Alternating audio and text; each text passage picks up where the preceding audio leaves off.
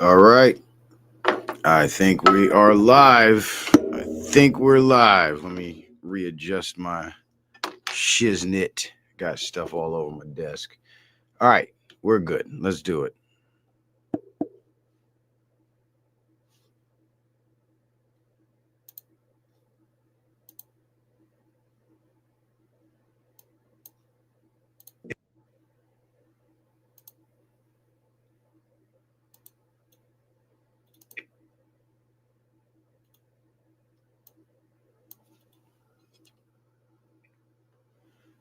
Are we not doing it? Okay. Let's try this again. Let's try this again. All right. Nope. That's why it's not working. There we go. Got to do it from the actual page.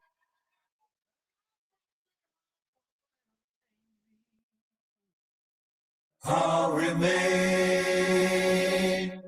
forever remain.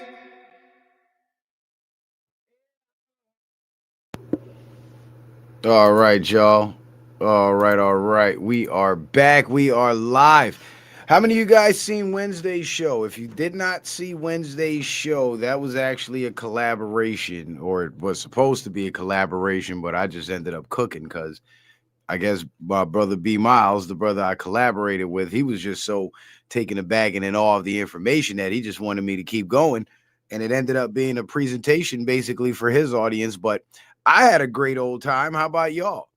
I'm sure you did too, because we're going to do it again. Gosh darn it. Yes, we are. And wouldn't you know, that show I did with B Miles on his channel is, I think it's the highest viewed video on his channel, on that particular channel at the current moment. So, I'm a little proud of myself that I helped, boost the brother's numbers up, because ever since he got that spike, his numbers have been his live stream numbers have been consistently increasing. So, just so you guys are aware, that's how impactful this information is. Like, people want to hear it, but the problem is my channel's been flagged so many times that my name's got a stain on it in these YouTube streets. So they're gonna do everything they can to shadow ban me, not send out the notifications, not let people know that I'm live, not let my channel show up when people try to search it, and that kind of stuff, all those dirty tricks, because I've been, I've wisened up and I've been careful enough to not give them anything that they could flag me for. So instead of just taking my whole channel away, what they'll do is they'll let me keep streaming and broadcasting. They just won't let you guys see it. And it's funny because this is what got me on YouTube in the first place, because Facebook was really bad with that shit back in like 2017, 2018. They were going crazy with that shit. And I started doing videos in early 2018, and I was getting crazy views, like the stuff that I was talking about, people were gravitating towards. And I was getting numbers like 4,000, 3,000 views on a live. And my biggest live, I think I got 11,000 views on Facebook. And then the very next stream I did right after that one, which was like maybe 2 or 3 days later, it ended up topping out at about 300 or 400. So what's that tell you right there? Well, what it told me was somebody at the top caught on to this guy that's spewing this dangerous misinformation, because apparently that's what the truth is called now. And they needed to protect the community and put a stop to it. So they decided to shadow ban me. And once they did that, I was like, screw it, I'm coming to YouTube, because that's before YouTube had perfected their censorship algorithms, when they were still targeting the flat earthers with the shadow banning and all that shit, and nobody cared about it. And I forgot to mention that part too on B Miles's show. So I guess I'll say it here now for any of you guys that might catch this and might be watching this. People's knee-jerk reaction to scoff at the idea of flat earth is part of the reason why the censorship has gotten to the level that it's gotten to. Those are the people, well, not those people, but not those people, but that mindset that those particular people have, which is unfortunately probably the majority of the population. That mentality is what allowed the censorship algorithms to be perfected. The flat earthers were the guinea pigs. And if you go back in the Wayback Machine on Google and you search, or maybe DuckDuckGo or some other search engine, and you search YouTube censors flat earthers, you'll find articles where YouTube and other platforms were openly discussing censoring flat earth because they said it was pseudoscience and it was dangerous misinformation. That's what they started calling it. And nobody bat an eye because so many people were like, flat earth, what's it matter anyway? And so what happened was the flat earthers were left alone to fend for themselves, and nobody spoke up for their free speech. And as conservatives, I always say this, as conservatives especially, we dropped the ball. And I'm not saying we as in myself included, but myself included as a conservative, because I was one of the few conservative voices advocating for flat earth. But other conservatives just turned a blind eye to it and let them get censored because foolishly they thought that the censorship was going to stop there. There were no congressional hearings. There was no legislation being proposed. None of that was being talked about when flat earth was getting censored. But then after they perfected the censorship algorithms on the flat earthers, guess who they targeted next? The conservatives and the Trump supporters, because when Trump won the 2016 election, he did a lot of campaigning on social media. And because social media platforms had become so popular in that, around that period of time, the local or the cable news networks were starting to lose viewers, and more viewers were shifting over to the internet. So YouTube got the bright idea to censor conservatives in order to assist the leftist international law, globalist, or whatever you want to call it, Illuminati propaganda to flourish. So they would promote left-wing content creators and posts and videos and whatnot, and at the same time suppress and ban conservative content creators. And once that started happening, then all of a sudden the Republicans in Congress decided to hold congressional hearings and try to write legislation, and we have to stop this censorship and free speech. But nobody had that energy when it was just the flat earthers being targeted, because everybody else thought they were safe, and they dropped the ball. Because even though you may not agree with flat earth and it's something you might scoff at, it would have still been to all of our benefits if more people, especially on the conservative side, had kept that same energy for the flat earthers when the flat earthers were getting censored. But they didn't, because they thought it was bullshit. Excuse me. The other reason why they started censoring flat earthers first in that particular period, during that particular period of time, was, of course, also because they were planning the pandemic. They were planning the 2020 rollout. And the leading voices in the propaganda push of the 2020 scamdemic was the science establishment. So it was imperative for flat earthers to be targeted first and have the censorship algorithms perfected on them, because the flat earthers, aside from debating about the shape of the earth and the makeup of the cosmos or whatnot, they were also questioning mainstream science. They were discrediting the experts, the same experts that they would have needed to refer you to in 2020 when they started saying, believe the experts. So flat earthers, whether they knew it or not, by questioning mainstream science, they were actually undermining a very, very important future plan that the deep state had for not just the country, but the entire world. So flat earthers had essentially stumbled upon something that was of much greater value than they even knew, which was the ability to prove these scientists to be charlatans and fakes. Now, let's assume the flat earth movement had continued to grow, or had been allowed to continue to grow at the rate that it was growing, and there was no censorship. By the time 2020 had rolled around, there would have been so many people that would have known that the science establishment is so completely full of shit that once they started pushing that COVID shit, people would have just went on with life like nothing happened. But in order to preserve the credibility of the science establishment, they had to censor the flat earthers.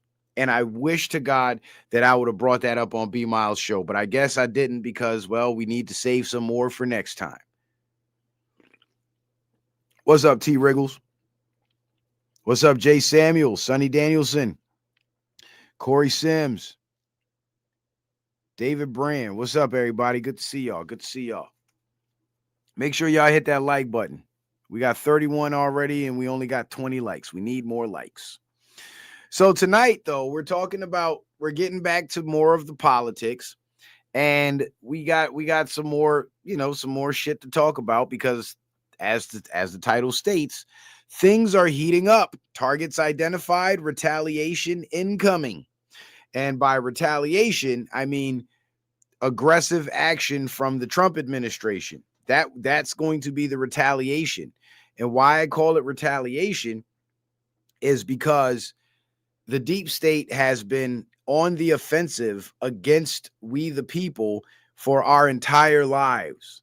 And now that the commander-in-chief has turned the full force of the United States military against the deep state operations and turned the civilian enforcement wing under his administration into, against the systems that were being protected by previous administrations, that I would consider retaliation against these criminals who had been attacking us our whole lives. And there's also going to be retaliation from the other side as well. There's been talks of possible terrorist attacks that are going to happen right before Christmas. There's been talks of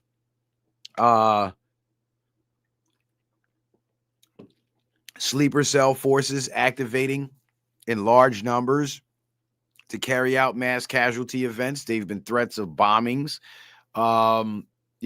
death threats against key figures in the Trump administration. And there's been a lot of seat changes as well in the Trump administration. And that lets me know that we're moving in to another phase, another sub phase within this final phase of the operation. And the first phase was getting all of the forces aligned, having the meetings with the Joint Chiefs and JSOC, the Joint Special Operations Command, setting the mission plans for Southern Command and targeting, selecting the targets that they're going to go after. And they're still putting together their target list. And as they take out targets, more targets are popping up because information and intel is being gathered from these operations. The boatmen that are being rounded up in the Caribbean Sea and in the Pacific, they're telling on people.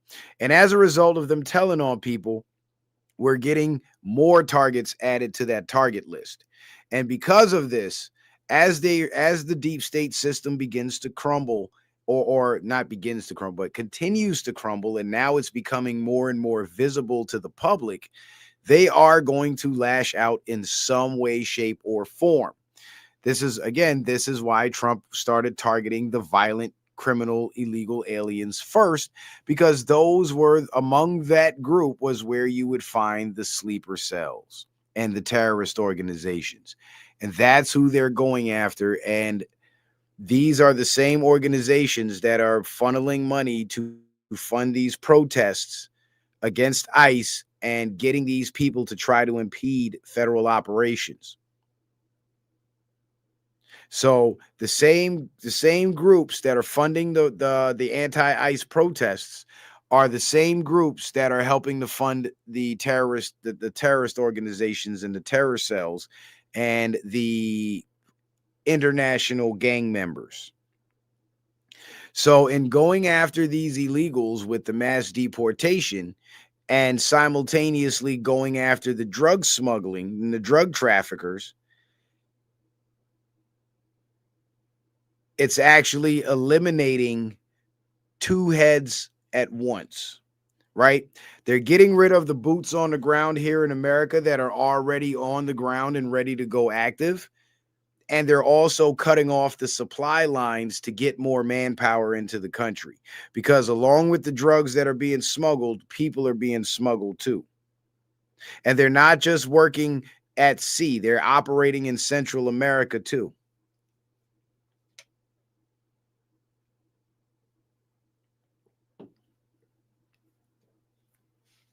So this is a huge operation.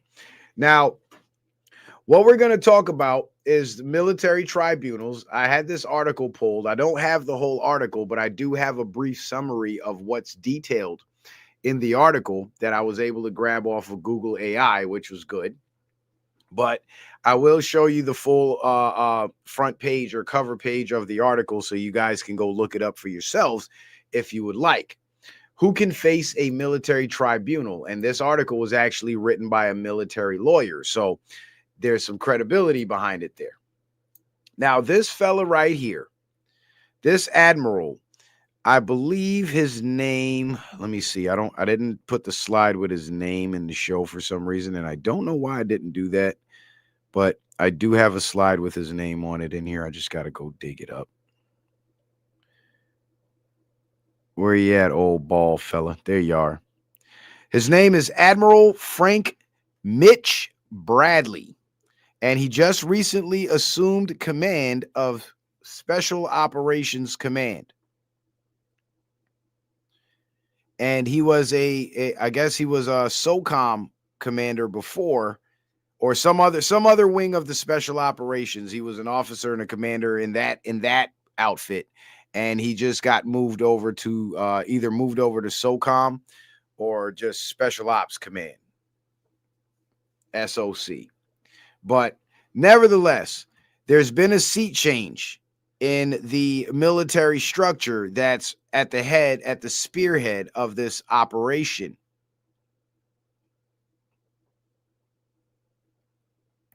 And he publicly made a statement regarding the Venezuela boat bombings. And he says, everyone on alleged drug boat was on a list of military targets. Now, when you see these major seat changes happening within an administration during such, heavily active operations on land and sea, that means those operations are moving into another phase where the previous commander either couldn't be trusted to carry out the mission or is under too much of a threat to carry out that mission. So you keep moving the chess pieces around, because whenever the deep state plans a hit on somebody, it takes them weeks of planning, following this person around, scoping out their patterns, watching where they eat, restaurants they go to, so they could find all kinds of ways to kill them. But if you're constantly changing the people out who would be targeted by the deep state, it's hard for the deep state to set up a real hit operation against them and actually successfully carry it out, because now the target is changed. So the previous commander who may have been targeted, now they can't go after him anymore because he's not in command anymore. So killing him would do nothing. Now they got to go back to the drawing board and restructure their whole plan around Admiral Bradley. So that's another reason why these seat changes are happening. But regardless of what the reason may be, the seat change it signifies a shift in operational capabilities. And this guy, Admiral Bradley, is a pretty badass motherfucker that don't play around. And he looks like the type of guy that would arrest a politician if he was ordered to by the president.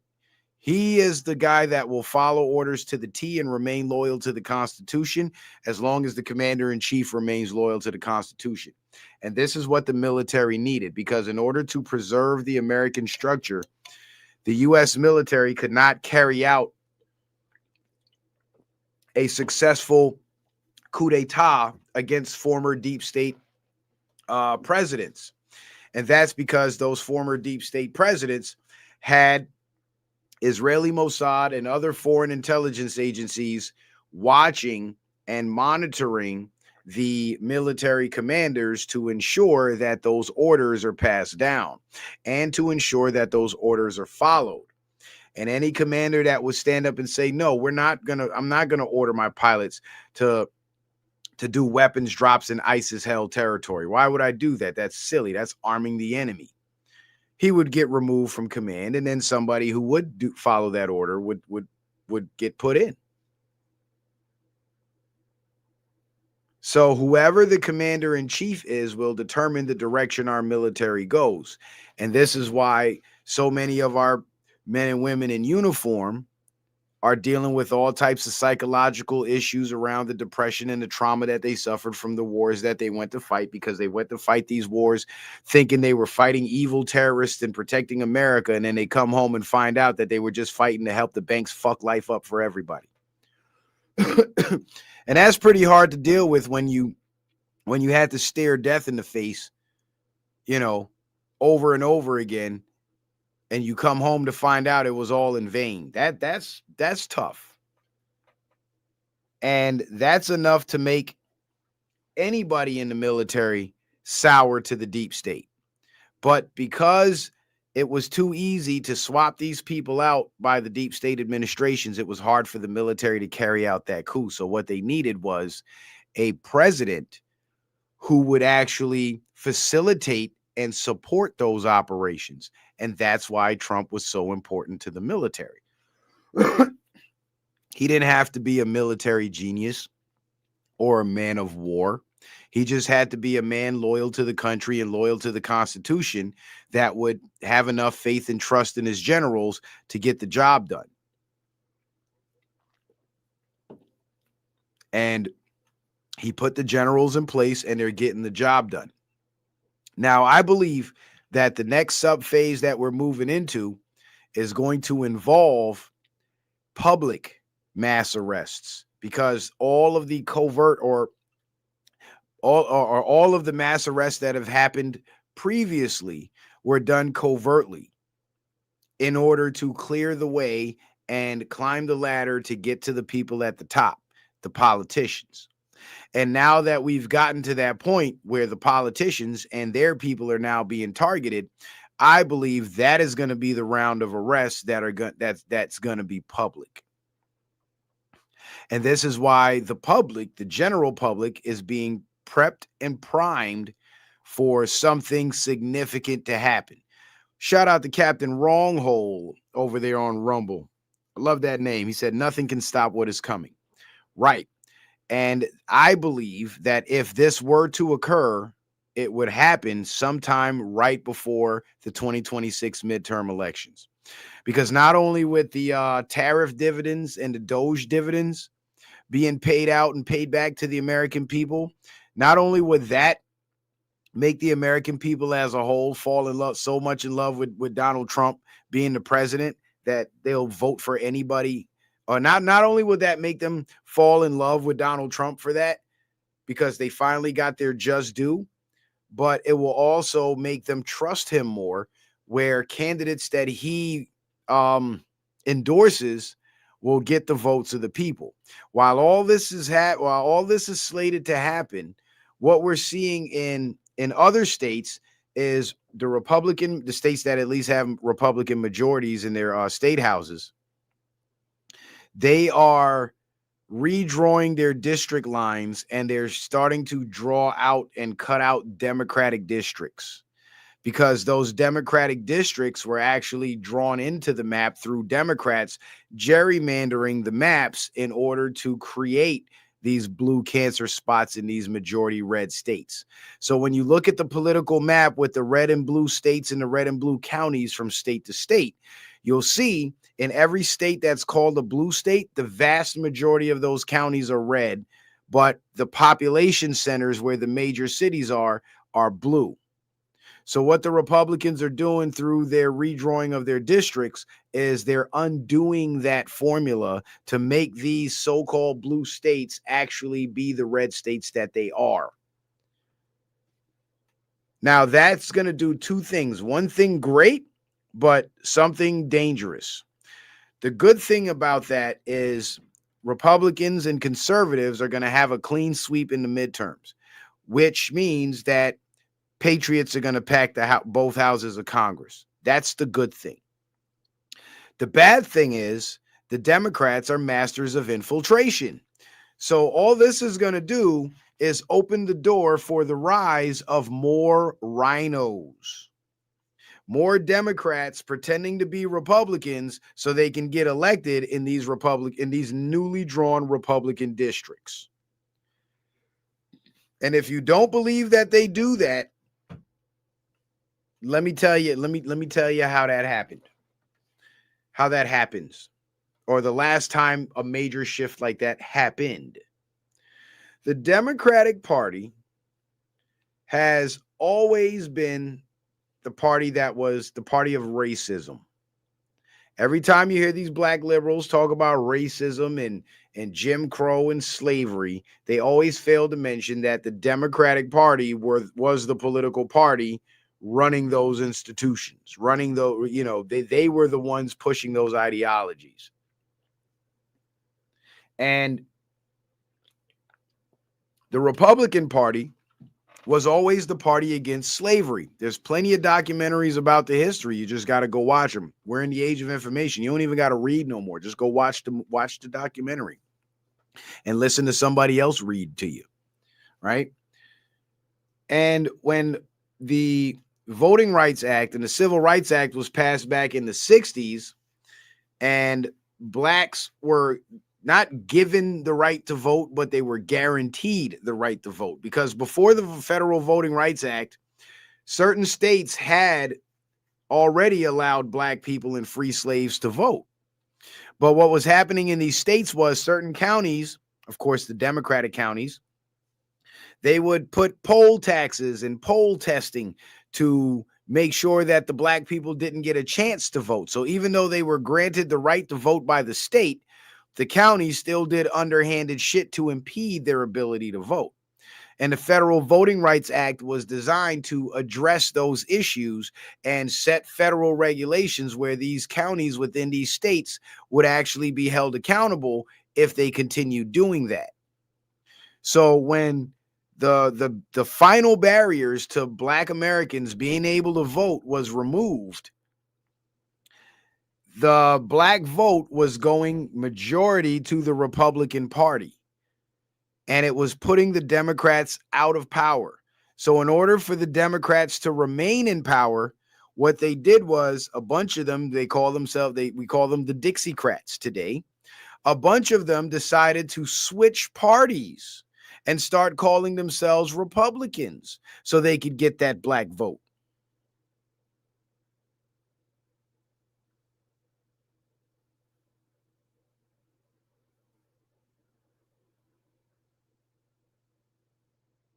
And what I see happening now is with these newly drawn Republican districts, it's going to entice more Democrats to pose as Republicans.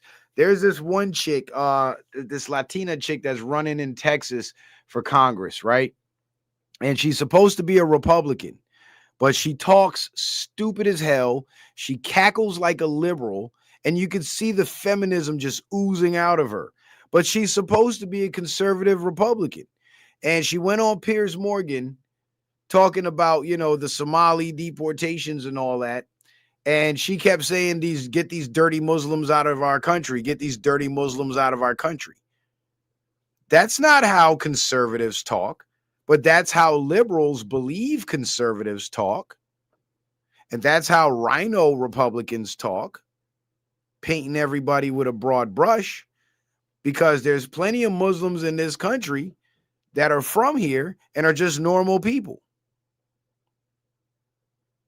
So when she's making those blanket statements like dirty Muslims and openly being bigoted and racist, what it's doing is, and this is why I believe she's an infiltrator, what it's doing is, as she speaks this way about an entire group of people, just painting them with a broad brush, which is not what conservatives do. We're about facts and truth, right? And the facts and truth do not support that particular notion, even though there might be truth to it. And just like there's dirty cops, they are dirty Muslims, but not all Muslims are dirty, right? So when she talks like that, what that does for the left is that now gives the Democrats justification to say, see, I told you those Republicans are racist. Listen to that racist Republican talking. And then this silly heifer is in the corner cackling about dirty Muslims. So what they do is they come into the Republican Party, they pose as conservatives, and then they exemplify the worst stereotypes that the left attributes to conservatives in order to give those false narratives credibility. They join the movement to discredit the movement. It's just like the provocateurs that were joining the legitimate Black Lives Matter peaceful protests and creating violence. And Black Lives Matter became the face of the 2020 riots. But Black Lives Matter was not always a big leftist George Soros funded organization. It actually started as a real grassroots organization, started by some young brothers in their own community to address the police violence that was taking place there, which was a legitimate concern. And those brothers ended up getting murdered. And after they got murdered, boom, all of a sudden, Black Lives Matter got t-shirts and pre-printed signs, and they got Soros funding and millions of dollars. And these three fat lesbians come out of nowhere, and they're running the show. So the movement was infiltrated. But this is what these Democrats do. So what I believe we're going to see now that the balance of political power is shifting more to the conservative side, you're going to start to see more new Republicans popping up on the political scene, but they're going to be talking crazy. Watch for that. They're going to be talking crazy, and they're going to be saying outlandish shit. And all the outlandish shit they're going to be saying is going to align with the leftist narrative about conservatives being racist, being sexist, being bigoted, all of that shit. And when you start seeing that, just know what you're witnessing is the infiltration in real time. Because a lot of conservative voters, they just vote Republican straight ticket. As long as that person calls themselves a Republican, they believe this is a good choice for office. Not so. And I've never sat up here and told you guys, hey, vote all Republican all the time. No, I say, be careful about the Republicans you vote for. I say, don't ever vote Democrat, but be picky about the Republicans you do vote for, because the Democrat Party is completely sold out. But amongst the Republicans, there are still patriots left in there.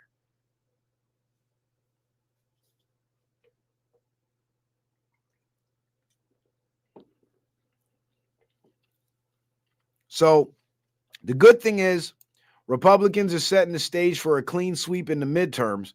The bad thing is they're also creating another reason for the Democrats to infiltrate. Now, the seditious six face new legal challenges. Massive money laundering allegations emerge. So the seditious six are these six congresspeople that went on TV and went on social media and was telling our U.S. military not to follow the president's orders. Now, normally we would just say, oh, this is just crazy rhetoric, whatever, but this is actually pretty serious. And it was enough to make Trump mention it, right? Now, this skinhead right here, because he's a white, bald Democratic man, so I call him a skinhead. this skinhead, Mark Kelly, this scumbag that's a fake astronaut that helped fake the space missions and all that shit. That fucking, never mind. Mark Kelly is a military veteran and he's retired. But wouldn't you know, DOD has called him back into service in order to face court martial court martial by tribunal. Did you know that? You can go look that up. That's mainstream news. And the reason why they're calling him back into service for court martial is because if he's retired and he's out of the service, they can't court martial him. He'd have to be tried and prosecuted in civilian courts because he's a civilian now. But they do reserve the right to call retirees back into service. That's part of the deal when you sign that contract and when you enlist.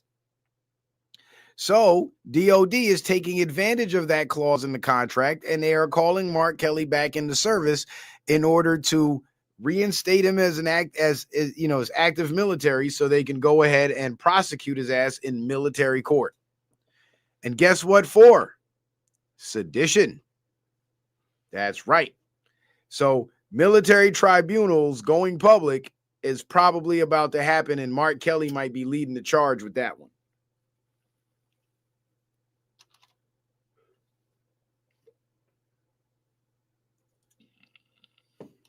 And remember what I told you about that ballroom is possibly going to be used as the courtroom for these public trials? Well, I got a little bit more for you on that ballroom, because I did make mention of the Democrats making a stink about it, right? But I got one better for you tonight.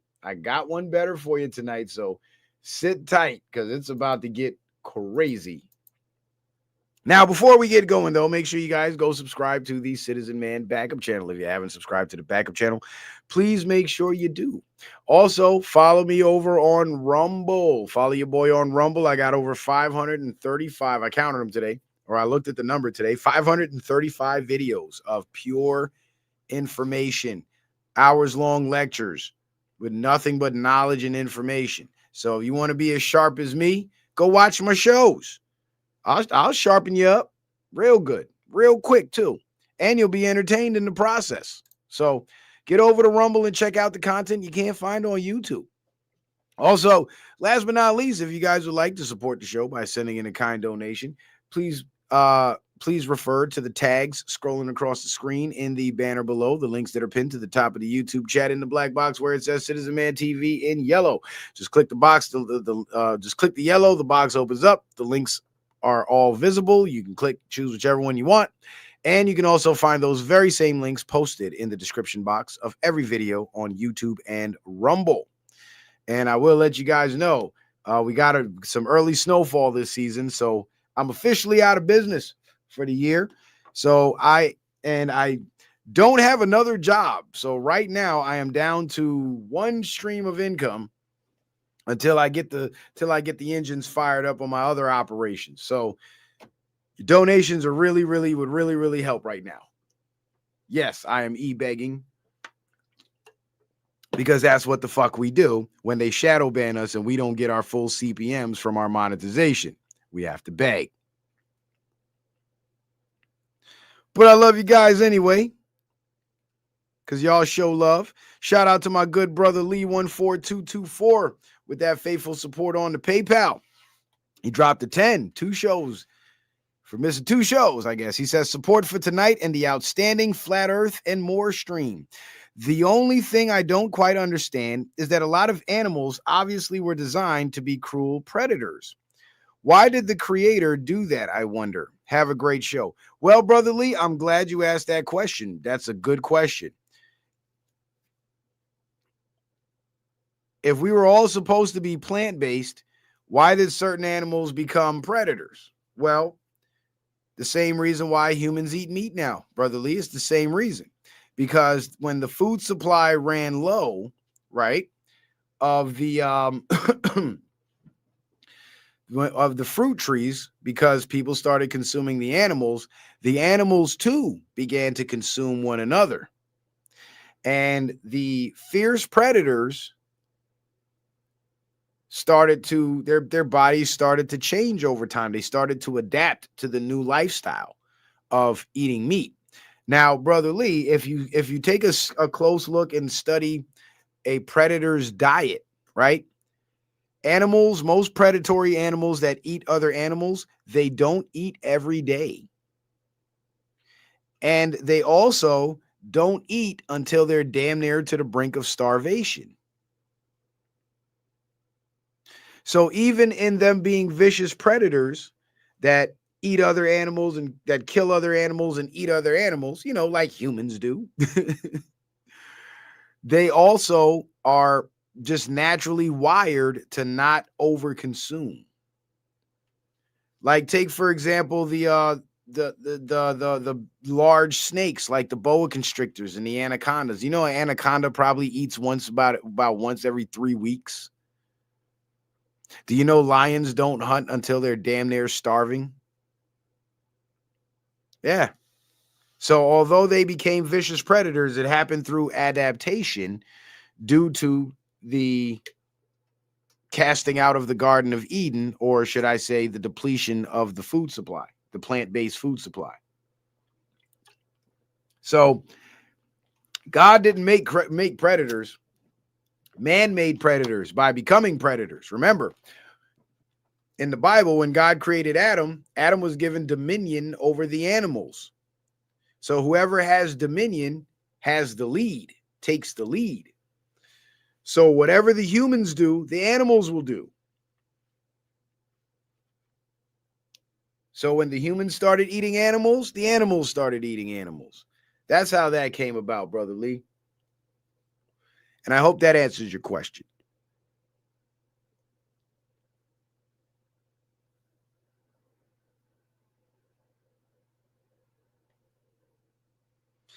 All right. So let's get it started. Let's get it going. Got to go to my other gallery. Ah, it's not open. Oh, yes, it is. Here it is. No? Oh, you got to be kidding me. All right. Hold up. Wait. I got to open my gallery door. Hold up. Hey. What the fuck is going on? All right. Give me a second. I got to get that other gallery opened up. Doot. Got to go all the way back to files. Open up my files.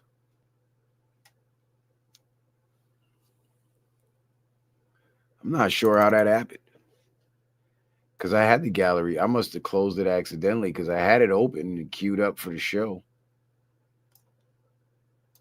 Yeah, I had to have closed it.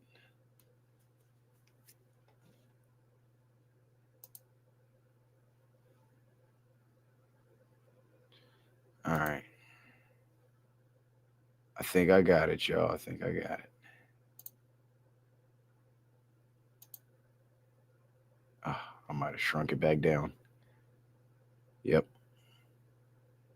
Let me close this tab right here. Get this gallery open. I'm sorry, y'all. Just bear with me. Just bear with your boy. Bear with your boy. Oh, I know why it's lagging. I'm tripping. I know exactly why it's lagging. Because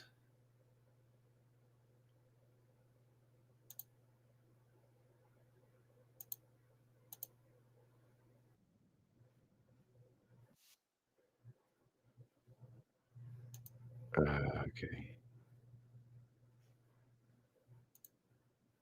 There we go. There we go. Hee, I got it.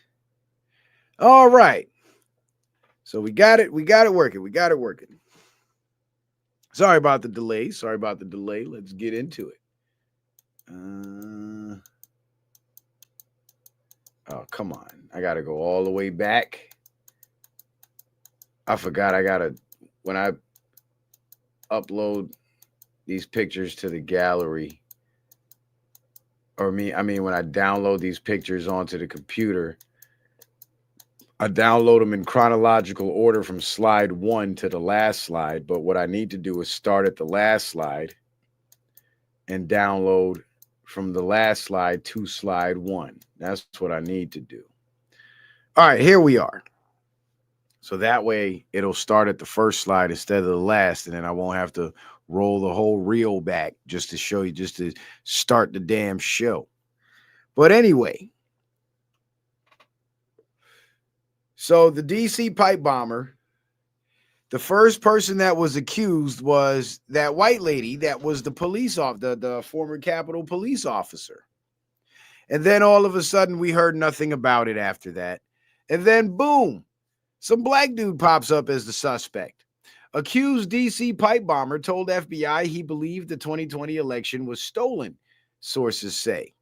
Well, apparently what those sources are saying is not really conducive with what his social media profile seemed to suggest and his political ideology. Because if he planted those pipe bombs because he was mad the election was stolen, well, the election was stolen from Trump, which means he would have been in support of, he would have had to have been in support of Trump to even be angered at that idea. Well, logically speaking, but there is also the slight chance that he could have been an anti-Trumper, but he just didn't want his party to win by cheating, which would also make sense. But the bombs were planted in front of the RNC and the DNC. So he targeted both political parties. He did not discriminate. Allegedly. And they're saying this guy is the suspect because, one, they claimed he confessed to it, and two, apparently the FBI did a search, did their investigation on him and found out his times and locations and items of hardware that he purchased that seemed to be consistent with the materials the bombs were made from. So with that theory in mind, it seems to appear as if they actually have not only circumstantial evidence with his location data, but they also have physical evidence with the purchases of the materials used for the bombs. Now, here's the thing. If he was a part of some sleeper cell network, he might have just had a minor role, which was go buy the materials, bring them to us, and we'll build the bombs and plant them. So that could be as far as his involvement goes with that. Doesn't necessarily mean he was the bomber. Now, somebody on Facebook had actually taken a picture, or they posted a picture of this guy standing with a group of other people, group of other young people, look like family members or something. And he is extremely short. He's a very short man. And the person in the surveillance footage appears to be a lot taller than this guy is. So I'm finding it a little difficult to just jump on the bandwagon and say, yeah, he's the guy that planted the bombs, even though there's claims that he confessed to it, and there's also the digital footprint. But I couldn't believe it. I was like, how the fuck you mix up a white lady with a black dude? And some people, of course, the pro-blacks are jumping all over this. And honestly, I don't blame them, because it does look kind of fishy, where they were confident that it was this white woman that did it. All of a sudden now it's being pinned on a black man. Now, could it be that they both were involved? Very possible, because these liberals do not usually work alone. Even when it appears as if they're working alone, there's people backing them behind the scenes in the shadows. And the reason why they stay in the shadows is in case shit goes left and there's any blowback, they get to avoid the blowback, and that one individual now becomes the sacrificial lamb.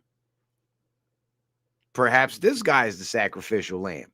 And it's funny because if you're of the culture, and you take one look at this guy, he has a very striking resemblance to Lil Daryl. I almost want to call him Lil Daryl. And he also is quite little. That's Lil Daryl right there. And I was going to make the joke and say we also got footage of him in the interrogation room and played a clip with Lil Daryl getting interrogated by the first 48 detectives. But I was like, you know what? That's going to make the show last 5 hours because I'm probably going to spend an hour and a half just laughing. So Lil Daryl is now the suspect in the DC pipe bomb thing. And that's the video footage of the individual dropping off the bombs. Now, the angle of the camera, it's kind of hard to tell how tall or how short this person may be, but it could possibly be him. I can't remember his name. Yeah, Brian Cole. That's his name, Brian Cole. So Christopher Harris, the guy that I'm friends with on Facebook, we don't agree on everything, but I thought this was interesting to share. The January 6th pipe bomber terrorist was a young black guy, radical anti-Trump activist, sued Trump and ICE and DHS. So he obviously wasn't a Trump supporter. Extreme racial justice advocate. Black identity extremist is what they call those guys. Works at his family bail bonds company that frees criminal aliens from ICE custody. Yeah, this explains exactly why the FBI and DOJ could not, quote unquote, find this guy for 4 years. The Biden FBI had mountains of evidence against Brian Cole. Receipts, cell data, license plate, photos, and videos of the crime. They knew exactly who did it, but Brian's profile destroys their entire MAGA white supremacist insurrection bomber narrative in one blow. Yeah, because during the Biden administration, they were trying to make it seem like this guy was part of the January 6th protesters and was a Trump supporter and so on. And Trump supporters are terrorists because look what the terrorists did. But it sounds like he was with the liberals, the lefties. The FBI didn't fail to catch him. Leftists protected their own. This is the biggest FBI cover-up scandal in history. What a nightmare. Well, I don't think it's the biggest cover-up scandal in history, but it's pretty freaking huge. I'll tell you that.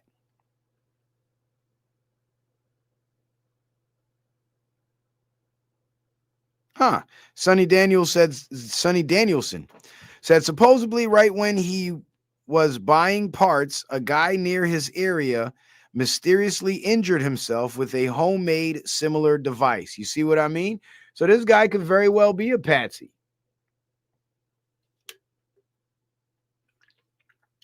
He could very well be a patsy because honestly, being from the culture, I'll tell you one thing about black people. Black people might have their own social issues and their own social problems, but you know what black people have never been known for? Blowing shit up.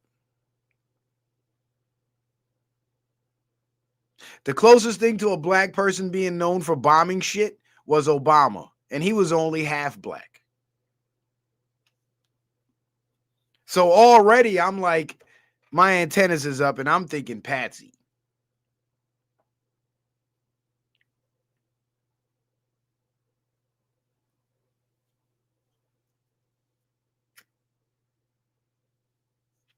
When black men crash out, they usually beat people up, shoot shit up, or kill themselves. But they don't plant bombs.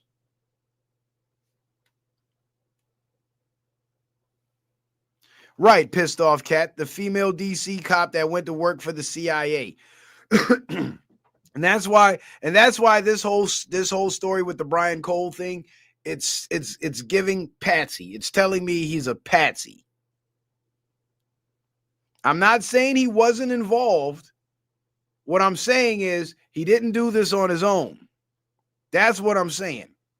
And I believe that white woman was involved in it. And she could probably still be, also a suspect in the case. Because look at how the FBI is handling the Charlie Kirk case. They're not really letting on that they know other people are involved, even though the direction of their investigation shows that there are other people involved. So that could be the case here, where this one guy, they're trying to weed out the entire terror cell. And it's funny that that woman has ties to the CIA, because the Afghan that shot the 2 National Guard soldiers, he was CIA. He was with the CIA too, part of the CIA too. And shout out to Brother Sanchez, but I heard him mention Trump bringing in this guy from Afghanistan. No, this guy came to the country in September of 2021 under Biden. Biden brought him in, not Trump.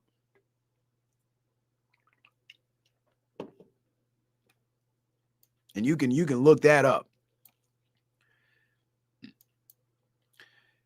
Start arresting poll workers that cheated in elections, and watch how fast they tell you who told them to cheat.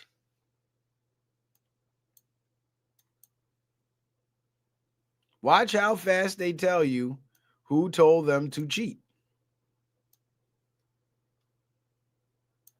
And that's exactly what the Trump administration is doing and has been doing, going after these election fraudsters and getting them to tell on everybody else. And this is why the National Guard has been involved with the elections, which is also written in the SARA.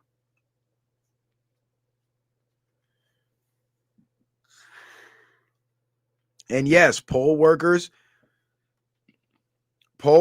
have been getting arrested. And these individuals who are supposed to be running these election boards, a lot of them are being investigated and indicted. We're just not hearing about it because this election fraud is way deeper than just a few votes being flipped and the wrong candidate winning the election. This election fraud thing ties into one entire seditious conspiracy to undermine and infiltrate and take over America by way of sabotaging our political system and usurping political power. So the monitoring of the elections and the cleaning up of the elections was not only important to the American people by returning the power of our vote back to us, but it's also important in cracking down on the foreign infiltration that's been happening to our government. So the election fraud thing is just another aspect or another pillar, perhaps, that's been upholding this system of corruption. So that all has to be taken down in order to bring down the system of corruption. Sidney Powell is reportedly in talks to replace Pam Bondi as Attorney General. General Michael Flynn is publicly and privately calling on President Trump to fire Bondi and appoint Powell as the next Attorney General of the United States. Unlike Bondi, Powell isn't just a Fox News lawyer and actually has the guts to fight for free and fair elections and prosecute the deep state. Bondi is all talk. Sidney Powell is action. This would be the best thing that could happen to the Trump administration right now. Sidney Powell understands the weaponization of the DOJ firsthand because she herself was a victim of it. Now, if you don't know who Sidney Powell is, Sidney Powell was working with Rudy Giuliani to get and seek indictments for the theft of the 2020 election. And she was one of the most vocal people about the 2020 election fraud. And she's also not only a lawyer, but get this, a movie producer. But if Sidney Powell and if General Flynn is saying put Sidney Powell in, General Flynn is basically Trump's liaison to the rest of the generals. And if General Flynn is recommending Sidney Powell to be Attorney General, if Trump actually does that, that means that my theory is correct. And these people are about to be publicly arrested, indicted, charged, and tried. And we might even see some executions if we're lucky. If Sidney Powell becomes Attorney General, it's over. That's the final scene right there. That's the climax. Well, not the final scene, but the climax of the movie right there. That's when we're going to see these people getting dragged out of the halls of Congress in handcuffs.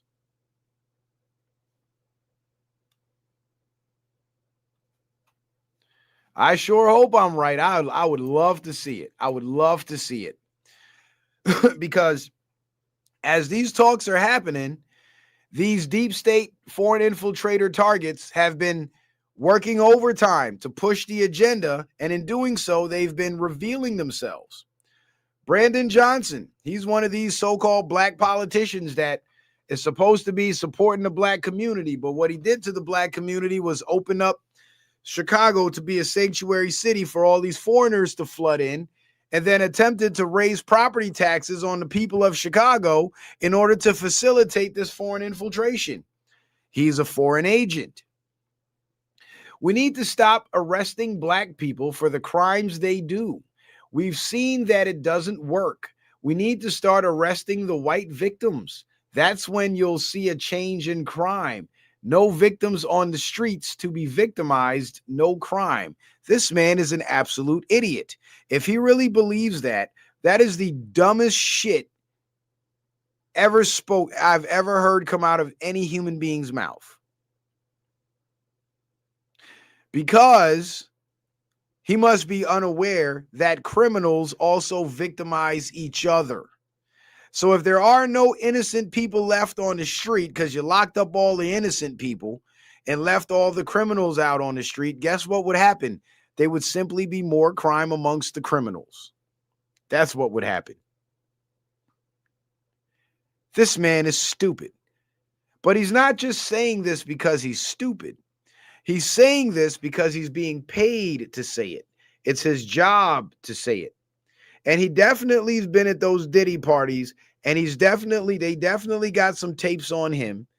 So he's got to get up there and say this stupid shit and advocate for this stupid shit, or else his life will be ruined. But I think it's about to be ruined anyway, because that's just something else stupid that he said. Because Chicago Mayor Brandon Johnson just asked the United Nations to intervene and stop ICE. You can't make this up. A U.S. mayor begging foreign bureaucrats to block federal immigration enforcement. This is what Democrat leadership looks like. Surrendering American sovereignty. Foreign agent. And I don't know what the laws are surrounding this, but I'm pretty sure it's a crime to call for a foreign military force to come into your country to stop your country's government from executing legal and lawful action. Now, if they were running around genociding people, that I can understand. The government has gone rogue. We need outside help. But the government has not gone rogue. Trump is actually trying to get the government back in line with the Constitution. But these foreign infiltrators that don't want to do that, they want to keep the corrupt system going because that's what feeds them. They're willing to go to these lengths. And that should be considered a form of treason.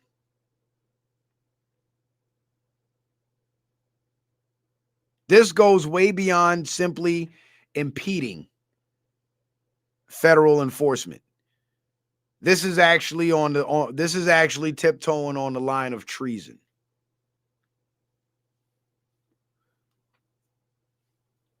So, as these things start to play out, more and more heads are going to be put on the chopping block. The seditious six face new legal challenges, massive money laundering allegations.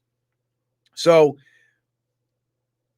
if they've been money laundering this whole time, right, but nobody knew about it and they've been getting away with it, now all of a sudden it's public knowledge. How did this information come about? Well, this is your first indicator to let you know that they're actually being actively investigated.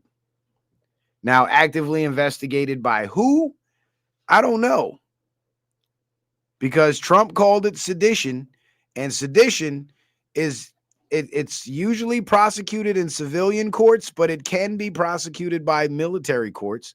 And Mark Kelly, the bald fucker right there, he's definitely going to be prosecuted in military court because he's been called back into service for that particular reason. So it could be that all these people, all 6 of these people and more, are being investigated by the military, if not just DOJ. Now, one of the seditious 6, Senator Elisa Slotkin, went on TV and told Americans that the National Guard will start shooting Americans in the streets. Today, 2 National Guardsmen, well, not today, but this, of course, is an older post. 2 National Guardsmen were killed near the White House. Liberal politicians must be held accountable for inciting violence against patriotic servicemen. And they've been inciting violence for the last 10 years against conservatives and Trump supporters. But yet nothing's been done because, you see, those crimes would be the small shit. That would be the shit they could walk away from with a slap on the wrist. So they were allowed to continue operating because eventually they were going to expose themselves for the big shit that would end up with them hanging from a rope.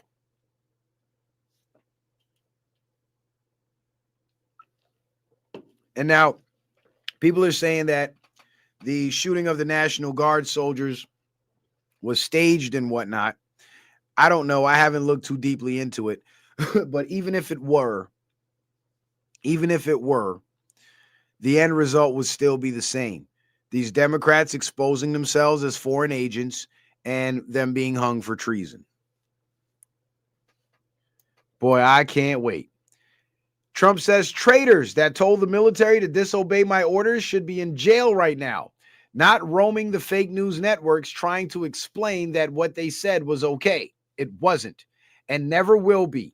It was sedition at the highest level, and sedition is a major crime. There can be no other interpretation of what they said. And Trump wrote this in all caps. That means there is no hidden message there. Surface level, what he says, he means. And again, the pieces are being put in place for these people to be tried and prosecuted. And wouldn't you know, after the National Guardsmen got shot, or around the same time those National Guardsmen got shot, Mayor Muriel Bowser, who's been the mayor of D.C. for the last 10 years, decides that she's not running again.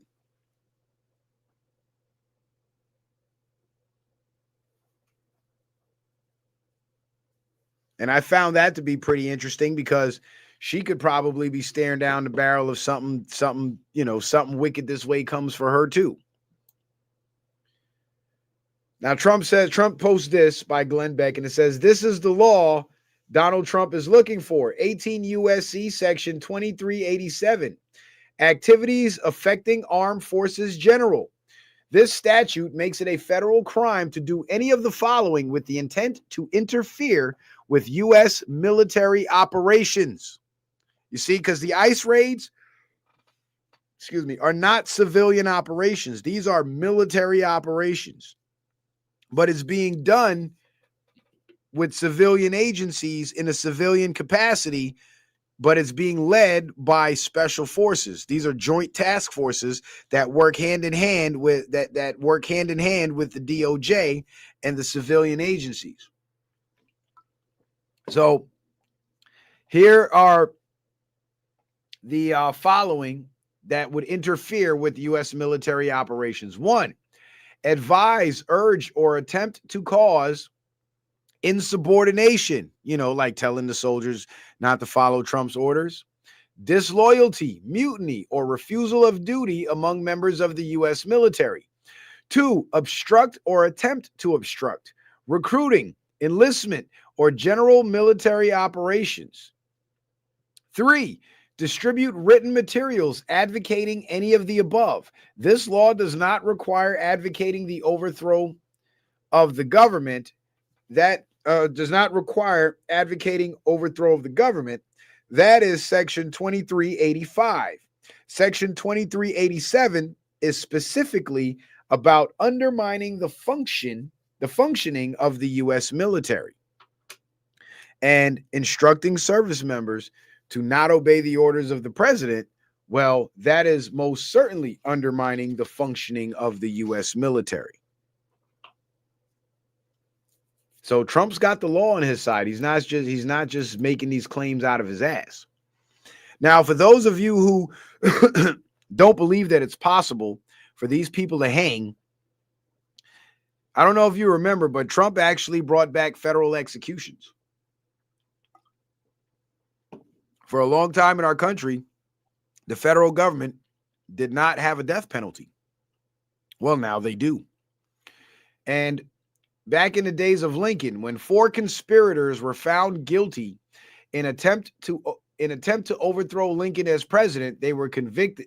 Their conviction resulted in death by hanging.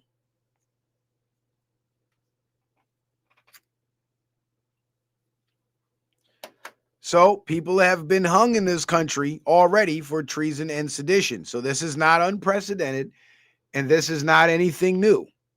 It might be new to us because we spent our whole lives living under the governance and rulership of the very same people that should be hanging. So of course there was no hanging.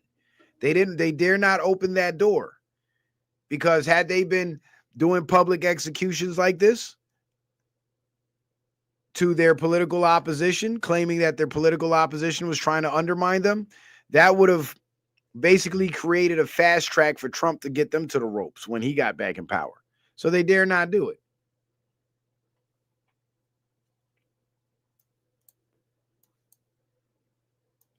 But targets are being identified.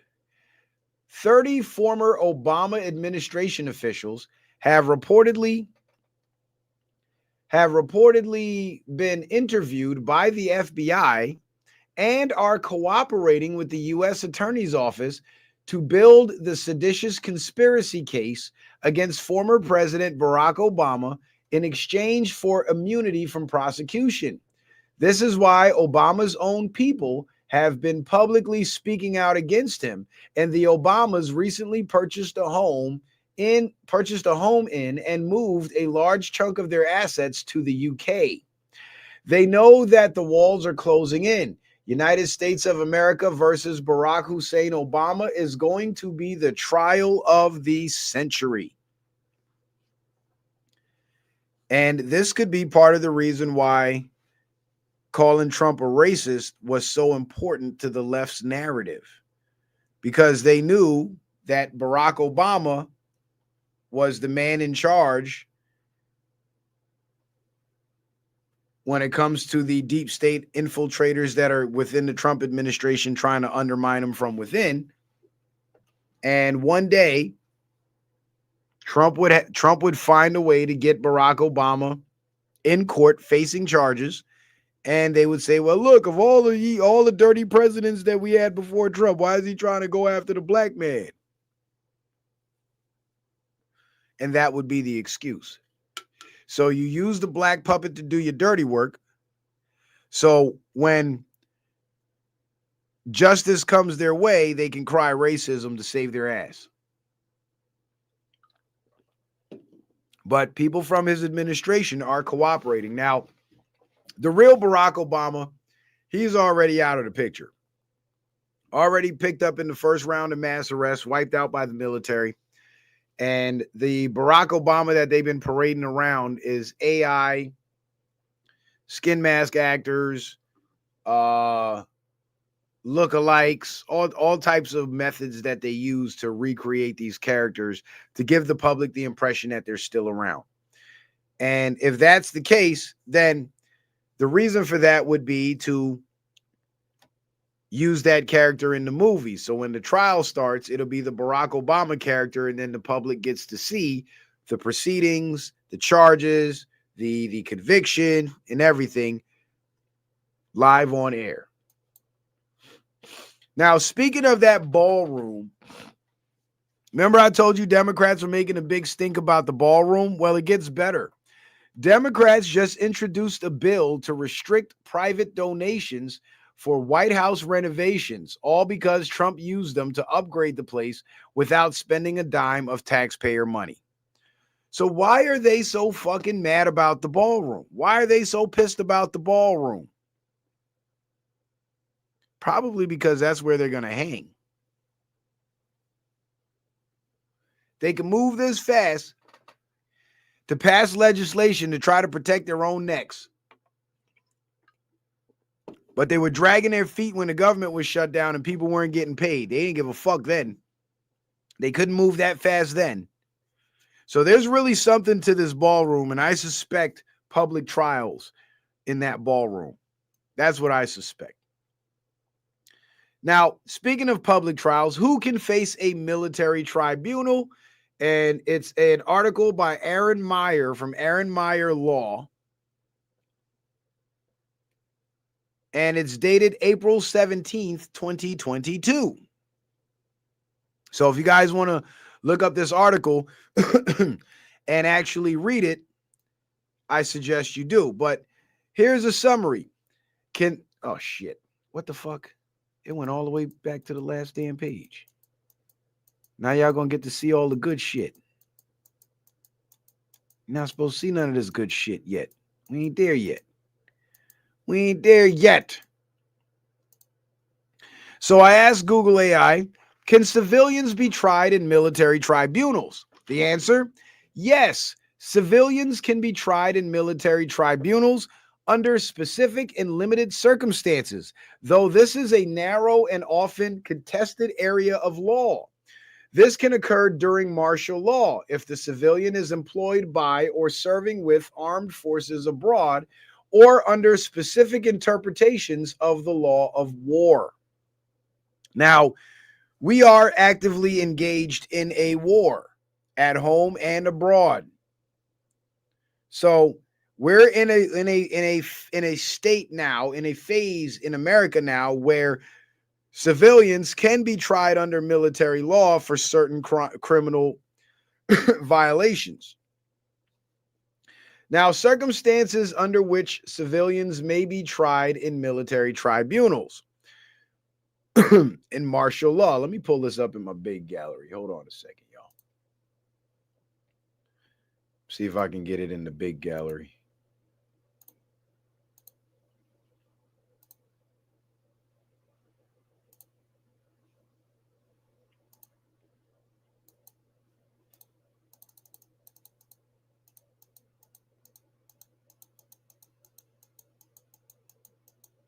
So I want to zoom in on it so you guys can see it for yourselves. There we go. Circumstances under which civilians can be tried, may be tried in military tribunals. Martial law. If civil courts are unable to operate due to invasion, insurrection, or similar events, military tribunals may be used to try civilians. Now, civilian courts are unable to operate. Well, what have we seen since the 2020 election? We've seen massive corruption in the civilian courts, right? We've seen judges actually get arrested. We've seen judges be exercise political agendas from the bench.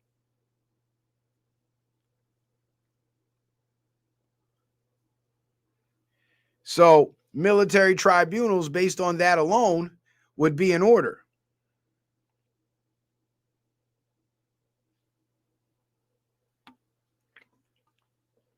Civilians serving with the military.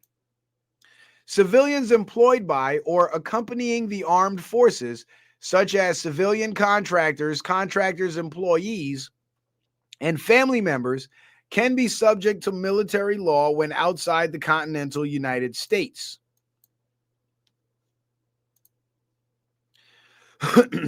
Specific provisions of the law of war.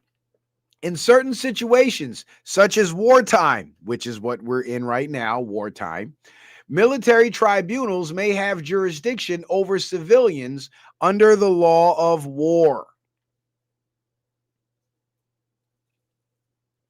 And I believe this specific provisions of law of war is what's going to apply to the seditious six and their friends. This is going to be the law of war is going to be what's going to be used. It's going to be used against them. Legal limitations and restrictions. The Supreme Court has placed significant restrictions on the trial of civilians in military courts. In Ex parte Milligan, that's a Supreme Court case, the Supreme Court ruled that civilians could not be tried by military commission if civilian courts were open and functioning. So allowing all this fraud from the lower courts, like the judge that let Letitia James and James Comey off the hook, that's a show of the courts not functioning. All the courts that rejected the election fraud cases in 2020 and 2021, that's a show of the courts not functioning. The fake prosecutions of Trump that was allowed to happen, that's a show of the courts not functioning. So all that we witnessed that caused us so much outrage was all to set the stage for this, for the implementation of the law of war, to establish the fact that the civilian courts are not functioning.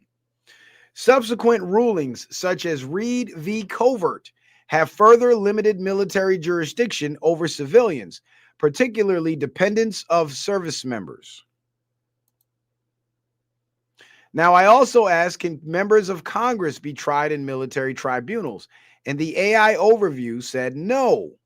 A member of Congress cannot be tried in a military tribunal for sedition during wartime because they are civilians who must be tried in civilian courts, which are protected by the Constitution.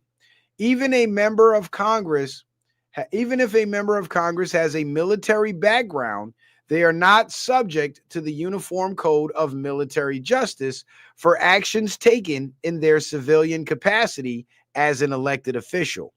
Now, you see what happened here? AI just lied, because Mark Kelly's case actually disproves this last sentence. Even if a member of Congress has a military background, Mark Kelly has a military background. And now he's subject to the Uniform Code of Military Justice because he's been called back to service. That's how they get you. So they can't just come get you as a civilian. They have to reinstate you as a military member, as a military serviceman, and then come get you.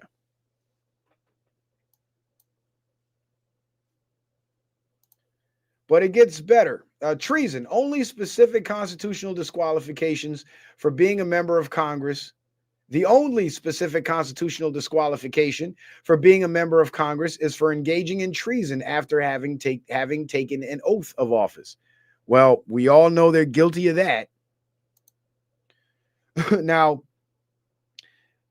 I said, can a member of Congress be charged with be removed?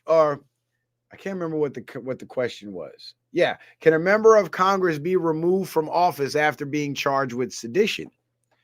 And it says, yes, a member of Congress can be removed from office after being charged with sedition through the expulsion process, which requires a 2/3 vote of their respective house.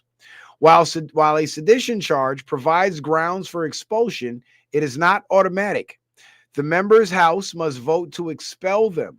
Expulsion is the constitutional mechanism for removing a sitting member, and the process can also be triggered by other severe misconduct. So, where it says here, no, a member of Congress can't be tried by a military tribunal. Well, that's because they're members of Congress and not just average civilians. But if they get expelled from Congress for the same charge, which would be treason and or sedition, then they would be subject to military tribunals because we're in wartime. So what could happen is this. The first round of arrests happen. and the trials begin right before the midterms. And military tribunals are quick. They're not like civilian cases that take years. A military tribunal, they'll try you in a day, convict you in a day, and have you hanging the next day. They don't fuck around like that. So what could happen is the first round of arrests, the trials begin. Trump wins the hearts of American voters all across the country. And all the congressional candidates that he endorsed get elected in clean sweeps. Now, there's still going to be those districts where the corruption is still rampant, and a lot of these Democrats and rhino Republicans are going to have the opportunity to remain in Congress, but they will be pushed into a tiny minority, and the vast majority of Congress members are going to be patriots. And what's going to happen then is the expulsion process begins for their seditious actions that they took in the last congressional term. And once they get expelled from Congress, then they get picked up they get swept up in the military tribunals, and they too get tried and convicted.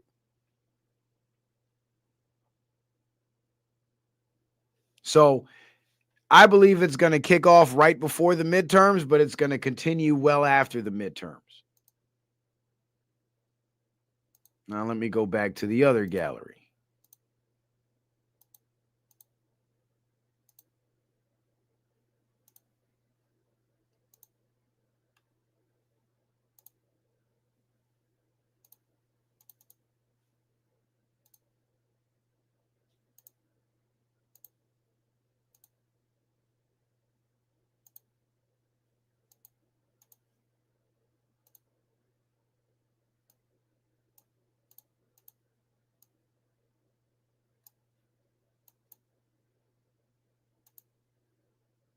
Ah, come on. Why won't it let me share the fucking window? It just did it a second ago. The hell?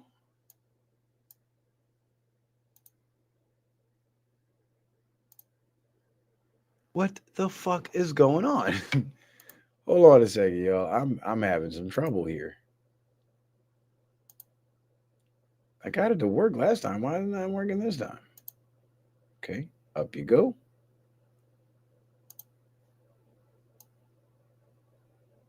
Down you go.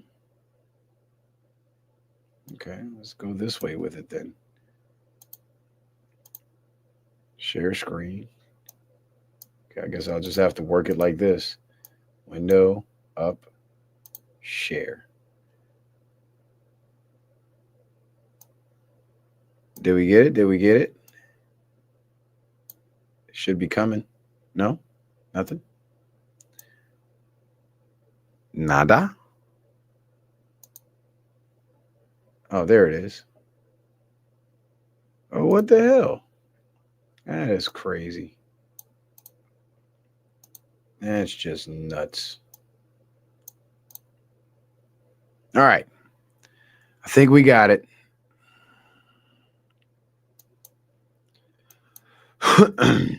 Oh, we're going this way.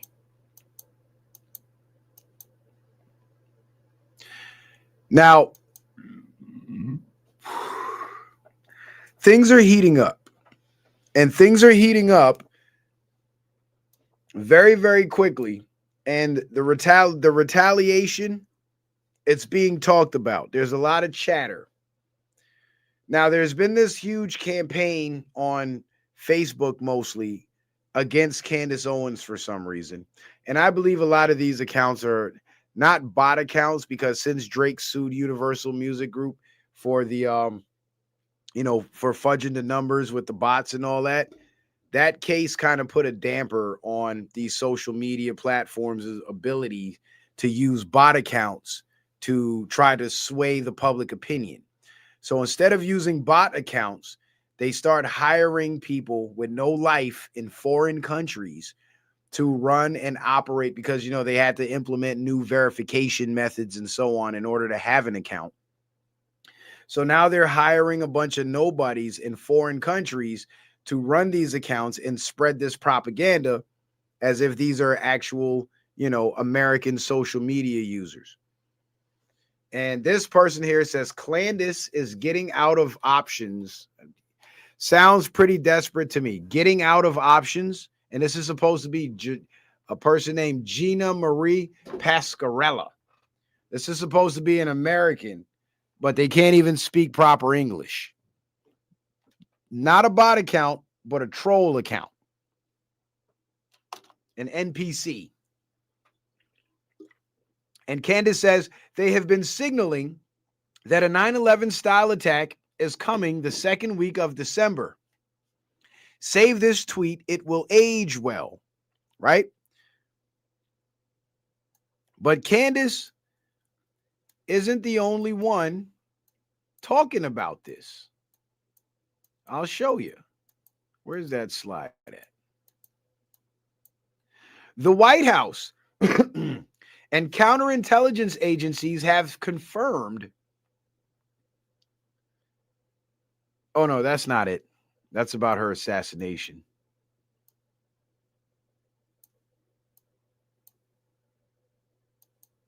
Where the hell?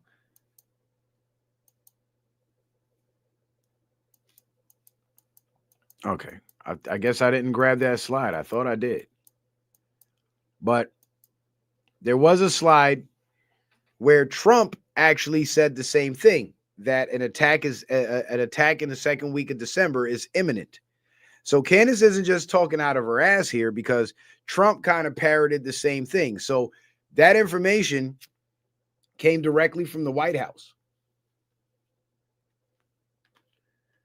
So as Trump and the Patriots retaliate against the deep state for the years of oppression of the American people, the deep state is now going to retaliate with a large-scale attack.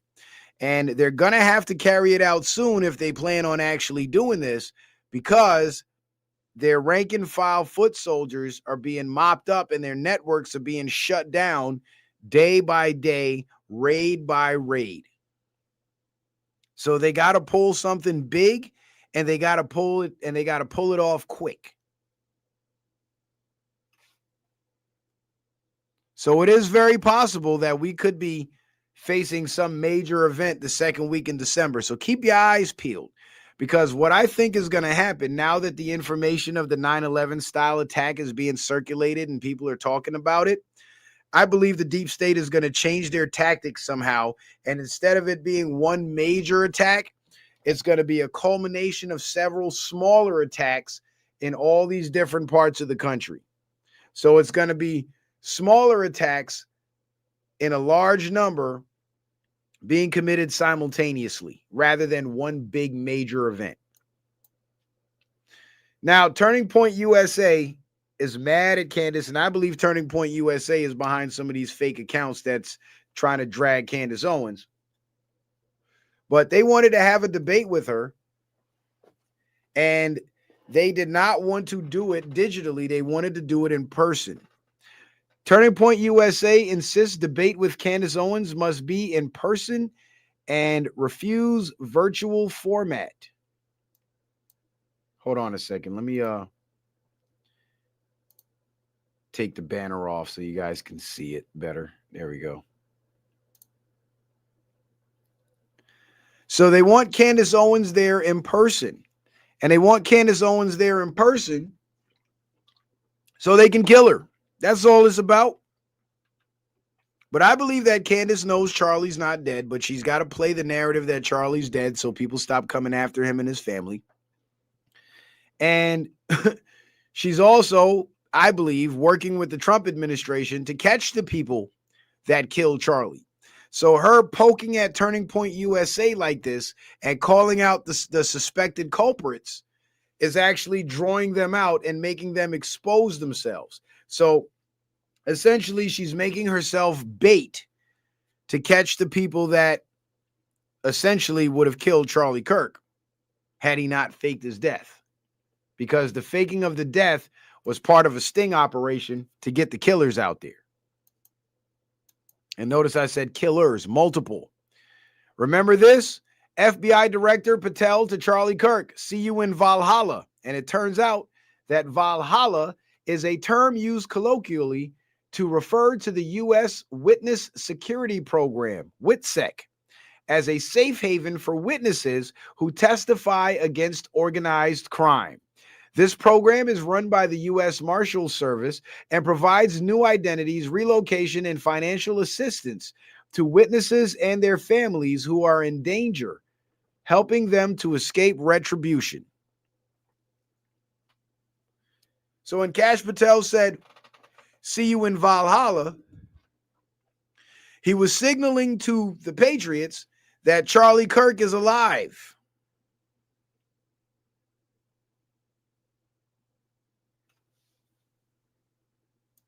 And he's in witness protection.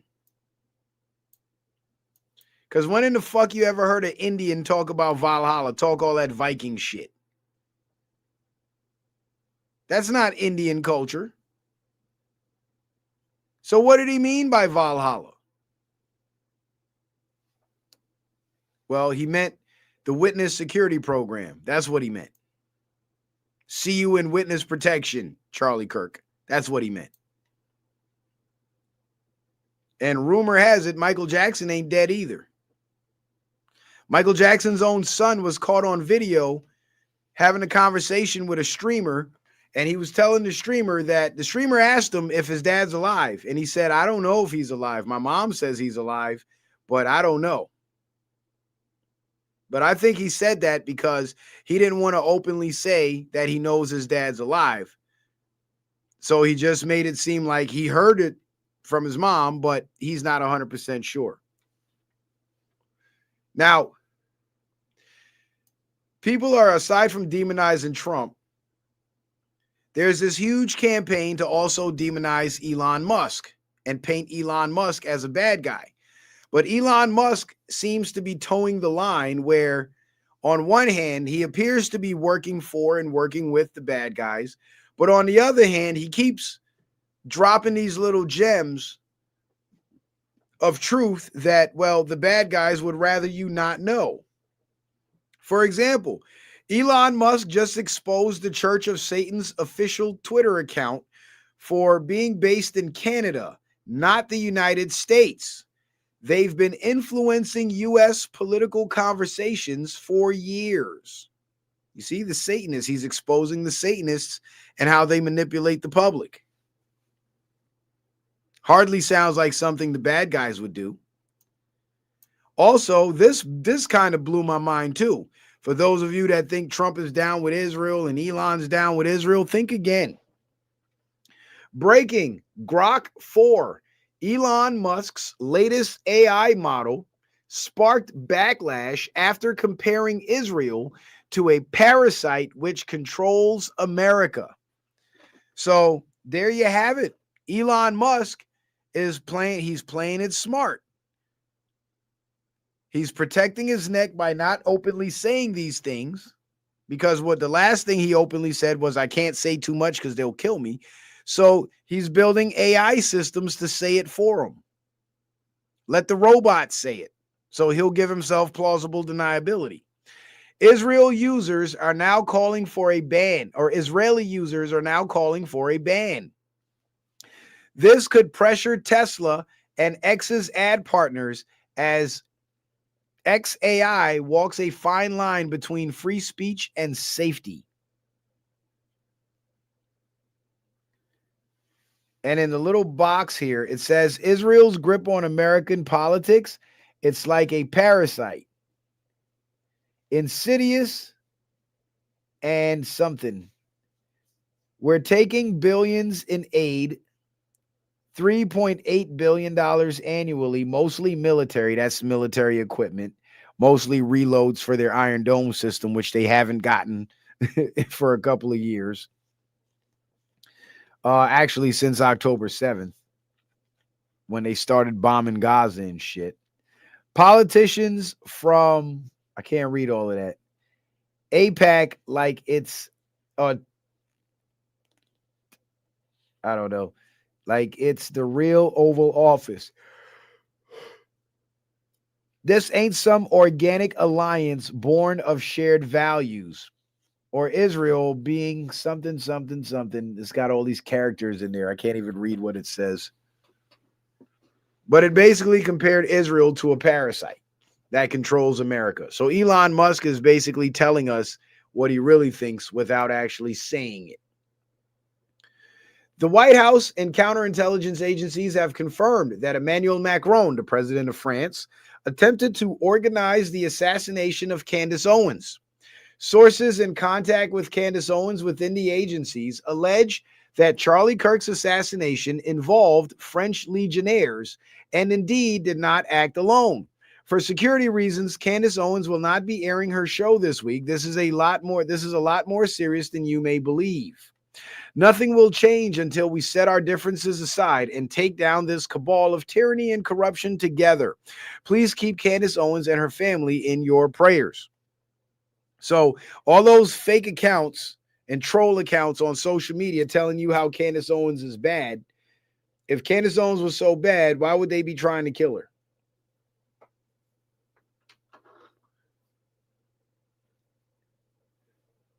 Because she's exposing them, and what she's exposing about them is actually true. That's why they'd be trying to kill her. Now, excuse me. I want to show you guys something really quick before we get to yeah, I'm gonna do that. I'm gonna run the video clip. Before we get to this other phase of the show. Yeah, Candace is a targeted individual. Been that way for a long time. So I'm gonna reshare again. But I'm going to share Instagram so you guys can see my Instagram. Yep. I'm going to let y'all see it.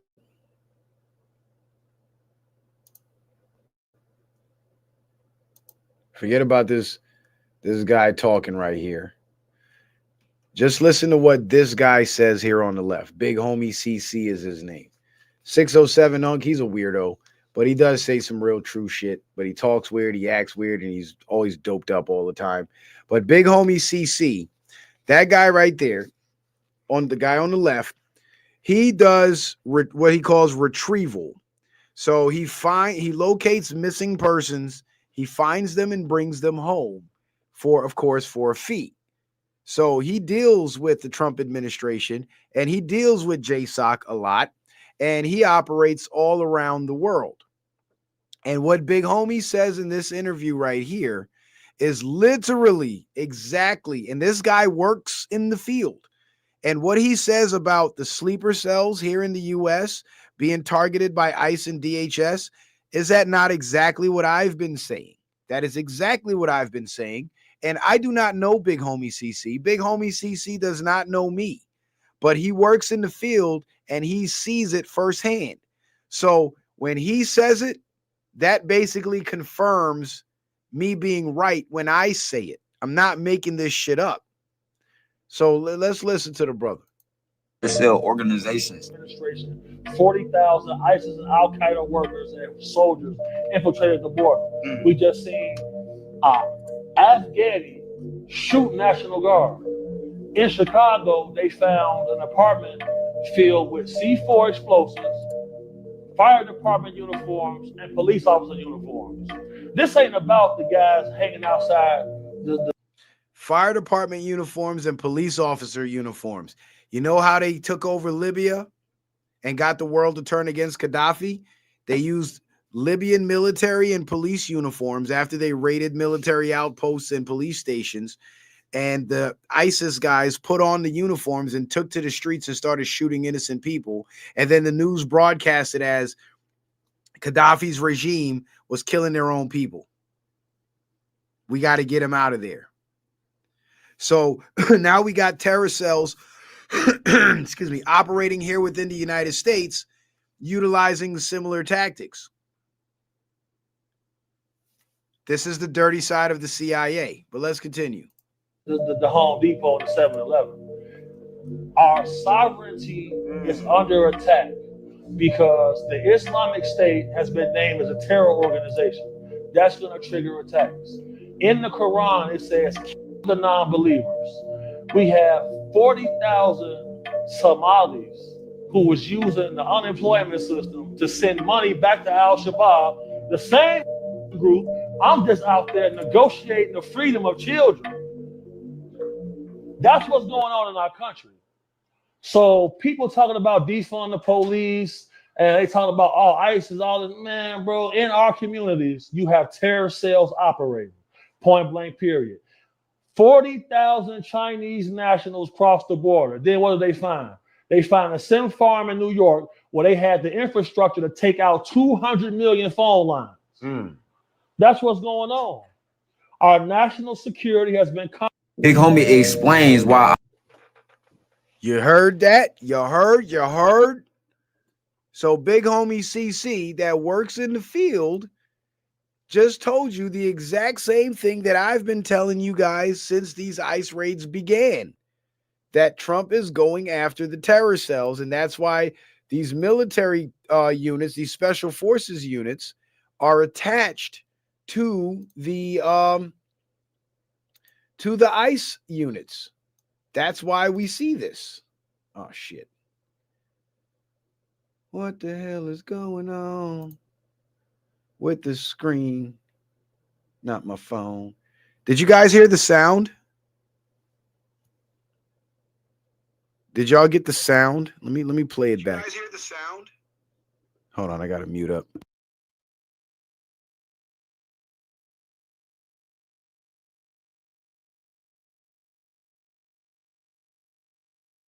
Okay, so you guys did get the sound. Good. I did share the sound. Good. I was a little worried about that for a second. Just a little bit. Just a little bit. So when you come to the Citizen Man channel, when I share this information with you, there's other people out there that are way more knowledgeable than me, that are in the field and have firsthand knowledge and experience of how this whole operation is going down and the purpose of it, and they will confirm exactly what I'm saying. So how is it that I know all this from just sitting in my studio and scrolling on my phone? Because I know where to look. I know what questions to ask, because I know what answers the people need. And I'm not going to sit here and just make up some shit because it sounds nice. No, I'm going to give you the real, whether it sounds good or not. Like when the Democrats stole the 2020 election, I told everybody, these 4 years is going to be 4 years of exposure, but it's going to be a hard 4 years because the deep state is going to get to run rampant. And that's exactly what they did. And life was hard. Everything cost an arm and a leg. Inflation took off. Borders were wide open. Communities overrun. Crime spiking. Now, in reference to that coming attack, that retaliation, that incoming retaliation, Alex Jones actually tweeted this. He says, breaking bombshell development. White House officially warns rogue elements of the CIA are attempting to trigger a military uprising / coup to illegally remove Trump from office and overthrow the American Republic. Stephen Miller raises the alarm. For what purpose would you ever deliver this message? It's to create a color revolution. It is the CIA playbook for trying to foment insurrection. And the message that he's referring to is the seditious six telling our military not to take Trump's orders. So rogue elements of the CIA are still operating. And this is the guy that shot the National Guard soldiers. And he was part of those rogue elements of the CIA. And he was brought here under Biden in September of 2021 as a sleeper. And when it was time to activate, he activated. And what he did was supposed to trigger more copycats to go out and do the same thing. And the question is, well, where are the copycats? Well, there were a couple more shootings.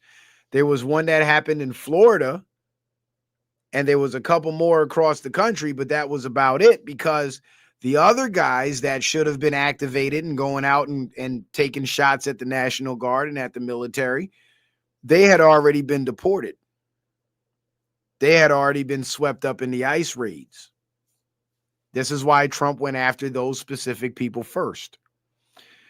Holy shit, look at this. Ramanullah, sounds like Ramanullah. Ramanullah Lakanwal, the Afghan who just ambushed and critically wounded 2 National Guardsmen in Washington, D.C., one of whom has passed away, wasn't some random asylum seeker. He was literally a paid CIA partner force member in Kandahar, Afghanistan. Check the patch he's proudly wearing in his old photos. And it says NSU 03, Kandahar Strike Force, QSF, Quick Strike Force. So he worked with the CIA. And when they brought him over here, when the Biden administration brought him over here, he was still working with them. And they gave him another job. The Afghan national, and this is just so you guys know I'm not making this up. So if you heard Brother Sanchez talk about it and blame Trump for this guy being over here, he was wrong. The Afghan national identified as the suspect in the shooting of National Guard members in Washington, D.C., entered the United States in September of 2021. That was when Biden was in office. Remember, Biden got inaugurated in the fake inauguration January 20th of 2021. So he was the president in September of 2021. So it wasn't Trump that brought him over here. And I think that's worth noting and need to be corrected. Because Trump didn't bring them people over here and now wants to kick them out. Trump's political opposition that wants to destroy America from within brought those people over here. And Trump, who wants to preserve American sovereignty, he's the one getting those people out of here. So don't believe the lie that Donald Trump brought this man over here and now he's walking back his decision. No, because it was never his decision. Just so you guys know. So there's some truth and some facts for you to clear that up. Delaware, chilling martyrdom note found on Pakistani immigrant student arrested in mass shooting plot. You see, these guys are here and they are everywhere. And the ones that we're hearing about are just a few. They're the few of many. Remember what Q said, 20% for public disclosure, 80% dark ops. So what we're seeing publicly being reported is the 20% for public awareness.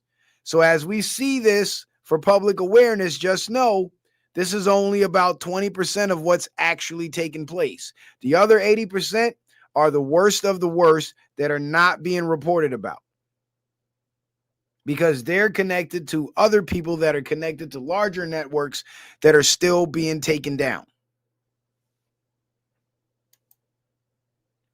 AG Pam Bondi terrifies the left by confirming Trump and Hegseth, the Secretary of Defense, will not reduce troop counts in U.S. cities because of the Afghan attack. In fact, more are coming. We are bringing in our National Guard to every city we possibly can who needs our help, and that's a lot of them. Americans won't be deterred by this attack. Send in the troops. So now they're going to expand the operations and go after the people that were missed or passed over in the first round of operations. And they're bringing in more troops because they expect violent resistance. They expect retaliation. So backup is necessary. They've already demonstrated a propensity for violence, support for violence, advocacy for violence, and the ability to be violent. So violent resistance is to be expected. And of course, this admiral just took over the Special Operations Command, and now you got Pam Bondi saying more troops are going to be deployed into these cities, which means larger scale operations are set to take place. Now, when it comes to Venezuela, Ghost Ezra says this isn't just about Maduro. This is the final nail in the coffin for the CIA black budget narco pipelines that's been running since the 80s. Sinaloa, CJNG, and CJNG actually had ties to Obama's former DEA head who was helping them launder money, and he's now either being investigated or indicted. But I'll show you the receipts on that on the next show. Tren de Aragua, they're all tentacles of the same beast that's been protected by rogue elements inside Langley and the Pentagon for decades. And those decades was under deep state presidents. Who do you think really armed the Venezuelan gangs that flooded swing states right before the election? Who flew the untraceable Gulf Streams full of product of kids out of Maturin and Mekhetia while Biden looked the other way? Some people who ran Iran-Contra, fast forward 40 years, same people who ran Iran-Contra. Fast forward 40 years. Trump isn't just closing airspace. He's cutting the oxygen to the deep state money laundering superhighway that's been funding black sites, color revolutions, and child trafficking networks across the hemisphere. Land operations begin very soon. So it's going down. It's heating up, and it is going down. And guys, please don't forget to hit the Cash App, hit the PayPal, or hit the Venmo. We only got one supporter so far. That's my good brother, Lee14224. Appreciate that PayPal, brother. But we need some more support, guys. What's happening? I know the holidays is coming, and y'all might be a little frugal, but $1 would help, $2 would help, $5 would help. You know what I'm saying? Support the show, man. Don't leave your boy hanging. Don't leave your boy hanging out here like this. Translation. The White Hats are in to seize the servers, the tunnels, and the ledgers the Mockingbird media swore didn't exist. The storm over Caracas is about to expose everything.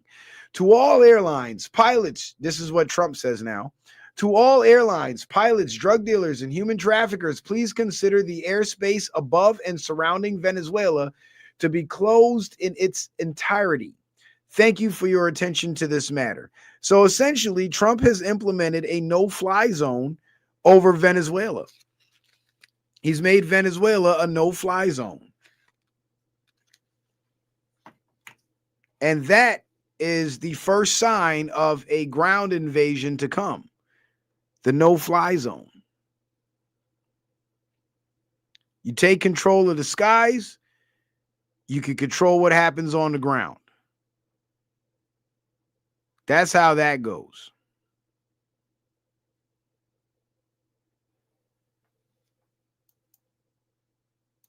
Now, this war is worldwide. It ain't just Venezuela. In Brazil, you see America is tackling Venezuela because in other countries, those local governments, with the assistance of American aid, are doing the job of wiping out their criminal elements and the criminal networks and the corrupt deep states within their own countries. I don't know if you guys knew about this, but in Brazil, Rio de Janeiro, there was a raid on the cartel gangs in Rio de Janeiro, and it said the article here says 100 people, but reports out of Brazil says it was well over 200 people that were dead, including cops, military officers, and mostly gang members. So Trump don't got to get involved with Brazil because Brazil is handling their business. But Venezuela, the Venezuelan government, they are a criminal narco network. So Trump got to handle that shit himself. And this is happening all over the world. In fact, over in Africa, in Benin, the military of Benin just carried out a military coup and ousted their government because of the corruption and the crime.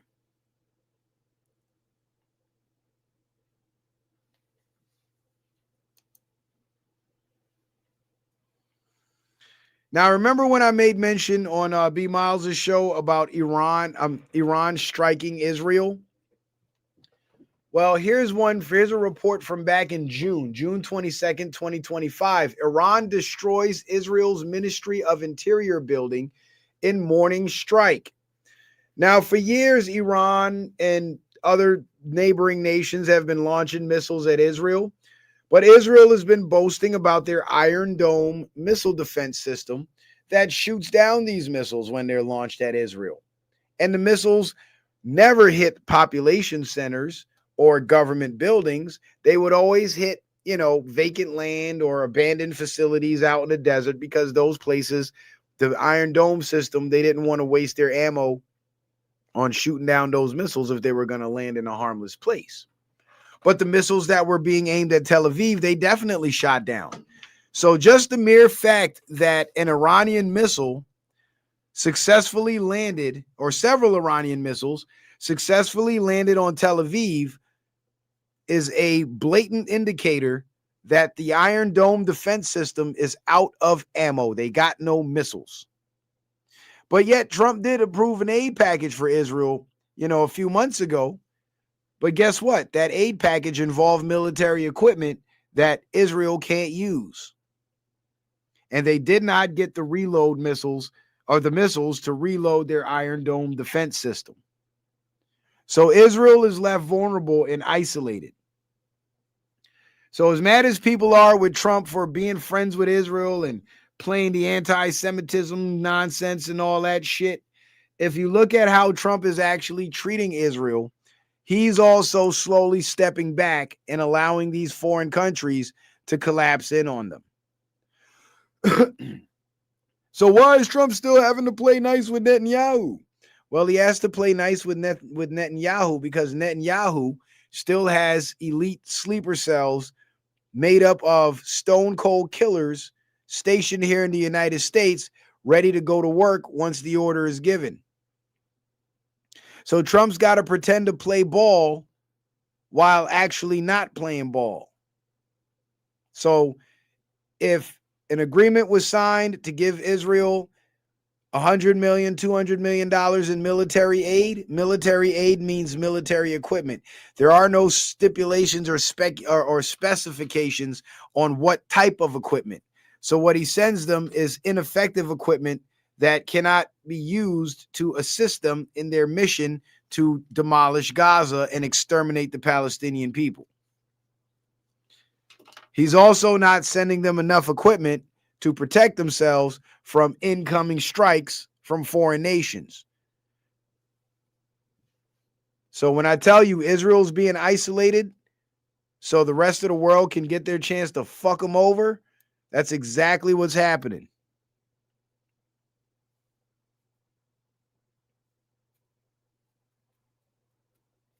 A Pouty says, are we screwed for midterms? Tennessee was a close win, and we lost New Jersey, New York, and Virginia. New Jersey is rampant election fraud. So does New York and Virginia has too. But we won't be screwed in the midterms. We're not going to win everything in the midterms, A Pouty, but we're going to win a vast majority.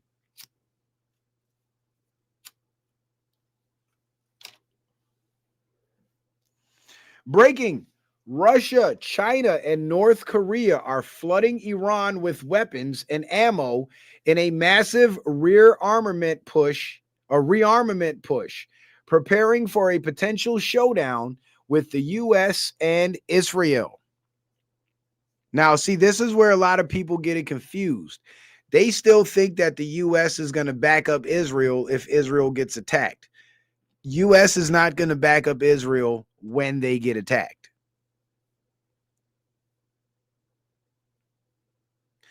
The U.S. is not going to do that. But because Russia, China, North Korea, Iran, these are BRICS nations, and Trump is allied secretly with the BRICS nations.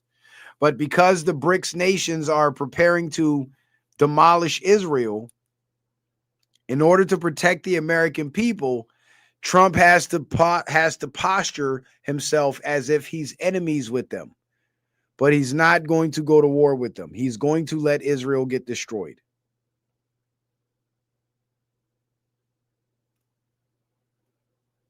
So that potential showdown with the U.S. and Israel is actually going to be a showdown with the rest of the world in Israel, and the U.S. is not going to be involved in it.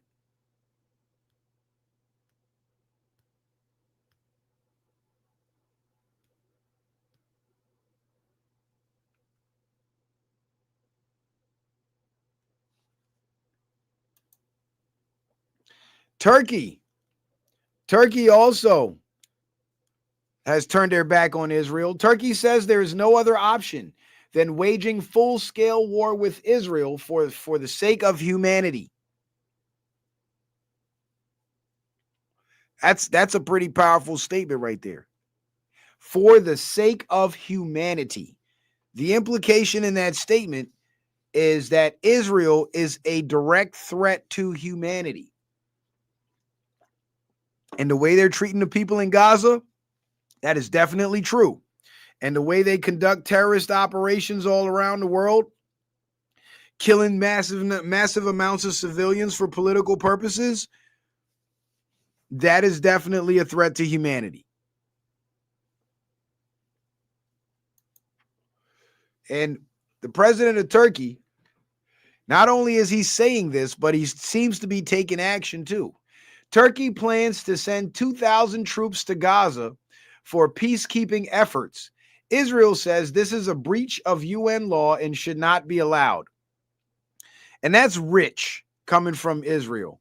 After they just spent the last 2 years genociding an entire population of people, now they want to talk about breaching UN law. When the UN been told them that what they're doing is genocide and they need to stop, but they ignored that UN law. Now all of a sudden, their head's on the chopping block. Now they want to invoke UN law. Get the fuck out of here. Shout out to A. Pouty for the Rumble rant. A. Pouty says, police union opposes national reciprocity. Stop supporting the police. Also, why aren't sleepers gone? Rogue that's still around. We lost MK. What's MK? Milwaukee, New York, Virginia. I think you meant to say NJ. New Jersey, New York, Virginia. Nearly lost 10. Midterms doomed. Midterms ain't doomed, A. Pouty. Remember, military is the only way. So even if they cheat in the midterms to win, that'll be the last time they ever get to do that. Excuse me. And for some of them, that'll be the last time they ever see the light of day. Public schools, and A. Pouty dropped another $1 Rumble rant. He says public schools deteriorating, illiterate kids, Democrat states, and even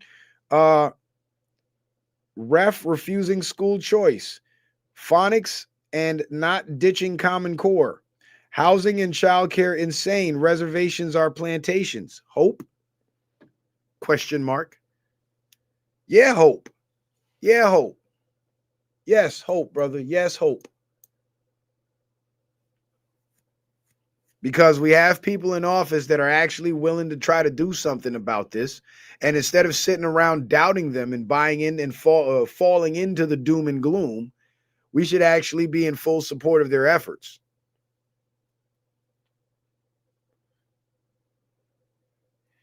Because our support feeds that energy. And if you feel like we're losing, we need to feed more energy into those efforts.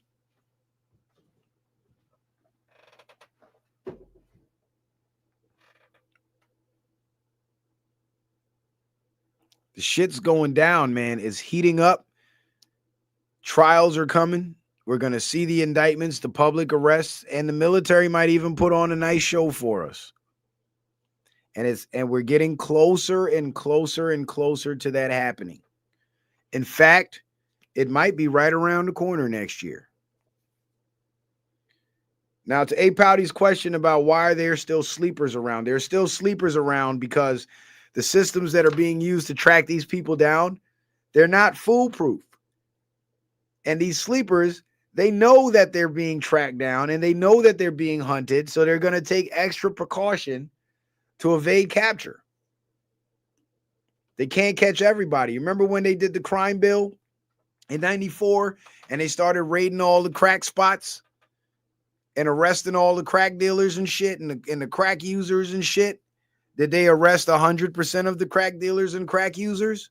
No, they did not. So it's never 100%. So there's always going to be a remnant remaining. But if their support system is completely knocked out from under them, the remaining ones become significantly less effective. So their threat level declines drastically because their capabilities have now declined, because their access to resources that would enhance their capabilities has been evaporated.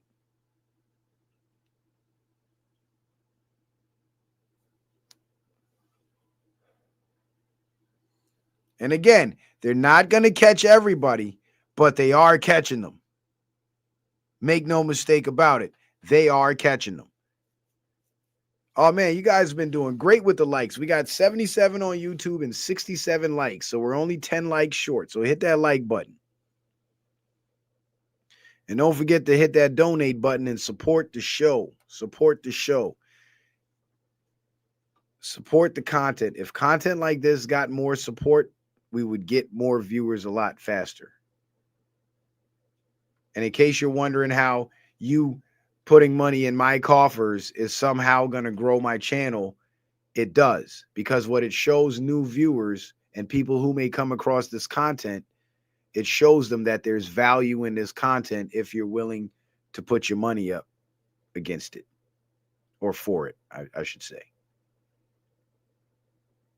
So not only is it a show of good faith to support the truth, but it's also a marketing strategy. You know why everybody want to shop at Gucci and Louis Vuitton? Because it costs more. You know why everybody want to wear Nikes instead of Psyches? Because it costs more. So they see more value in the Nikes than they do in the Psyches. That's how it works. And I don't have any of my content behind a paywall because I don't believe in forcing people to pay. But the donations are a necessity. There is a need for that. And that need, hasn't been getting fulfilled as much as I would like it to. And I can understand because the numbers aren't as big as they were in the past. But even with the few, the proud, and the faithful that are here, if everybody drop $1 on me, we could get $100 in the coffers real easy. We got 76 on YouTube and we got 33 on Rumble. That's over 100 people right there. So it don't take much. Many hands make light work. And I forgot to bring that up on B Miles' show too. Because he gets support, but with the numbers he got, he should be getting way more support than what he's getting. So as content creators, we depend on you guys to do your part too. Just like you guys depend on us to bring you that information, we depend on you to help fund our broadcasts so we can bring you that information because we're all we got. I can't depend on the monetization because the monetization is based on my popularity. And if there's algorithms stifling my popularity, guess what? It's going to slow my monetization. It's going to slow the revenue through monetization. So it's now incumbent on you guys as fighters in this war to help fund and sponsor the war.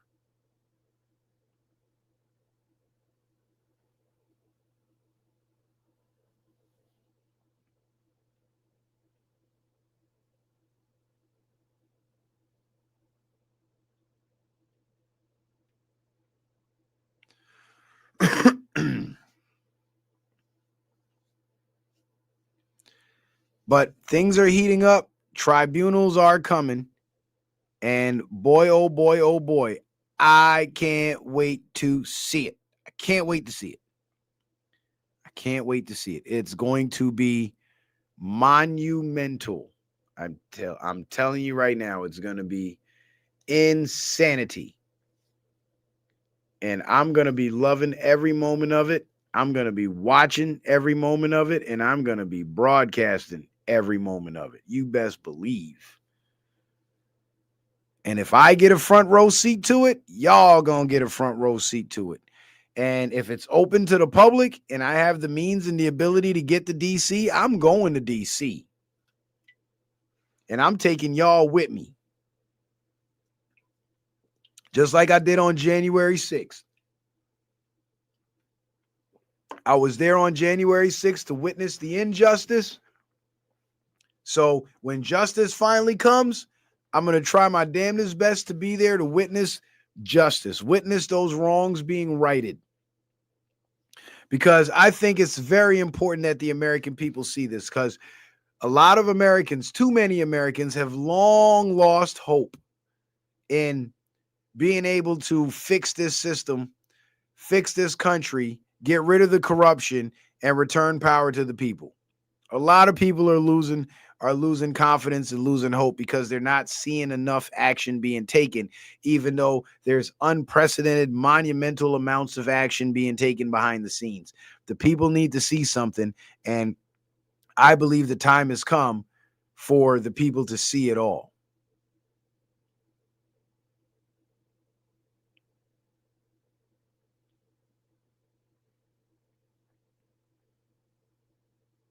But if you depend on social media, which is controlled, and mainstream media, which is even more tightly controlled, you're not going to get the information.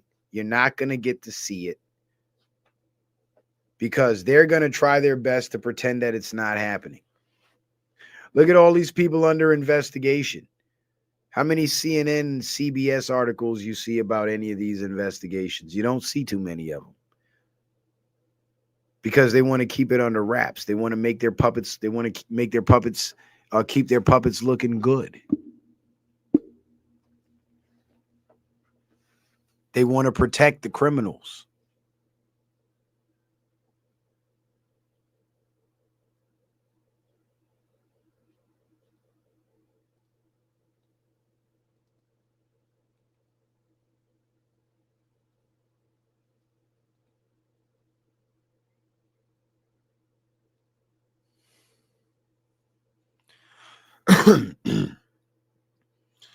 So things are heating up.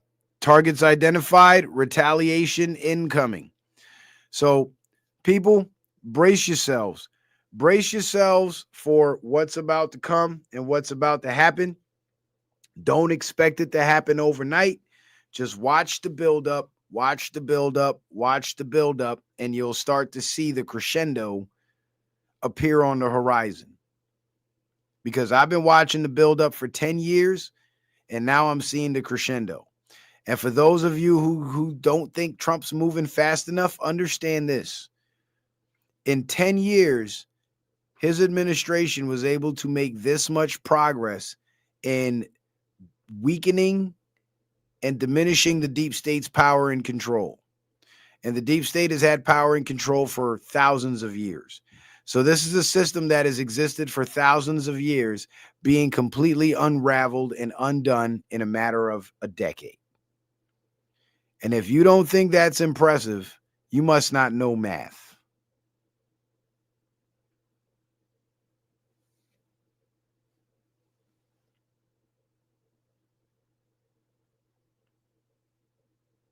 Because that is impressive.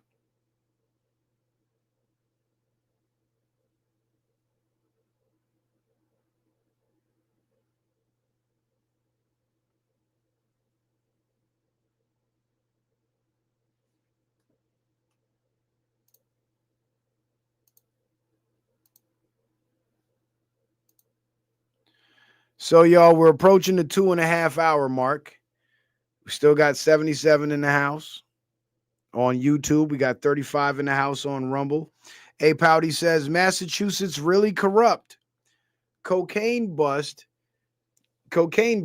Making killing cops a federal crime violates state rights. Cops get paid to sit around pit holes, forcing public transit in our communities with suburbs.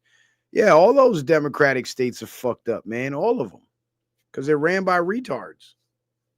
They're ran by retards and foreign agents that are paid agents. And this is why this whole time when the ICE raids were going on, we were keeping our eyes on these Democrat politicians, advocating against ICE in favor of the illegal aliens. Excuse me, even going so far as to lie and call them immigrants. Stop calling those people immigrants. They're not immigrants. They are illegal aliens. You only become an immigrant by going through the immigration process and acquiring legal status. That makes you an immigrant. So Trump's not arresting and deporting immigrants. He's arresting and deporting foreign nationals that are illegal aliens. Big difference. There's a big difference. But because people don't understand legalese, they don't see the difference. So immigrant, migrant, illegal alien, all the same to them. And that's purely because of ignorance. And the media knows this. The Democratic Party knows this. That's why they constantly refer to these people as immigrants. They're not fucking immigrants.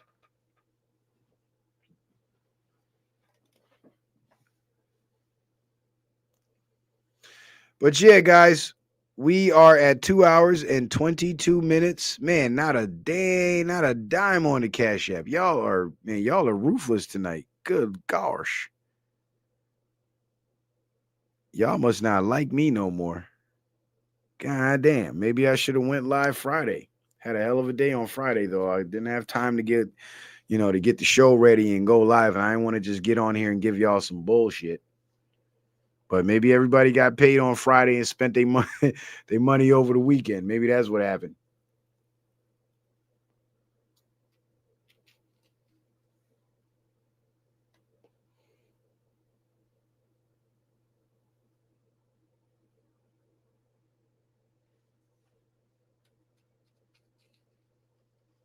What y'all want me to do? 3 hours? T. Wriggle says, anyone got $1 I could borrow?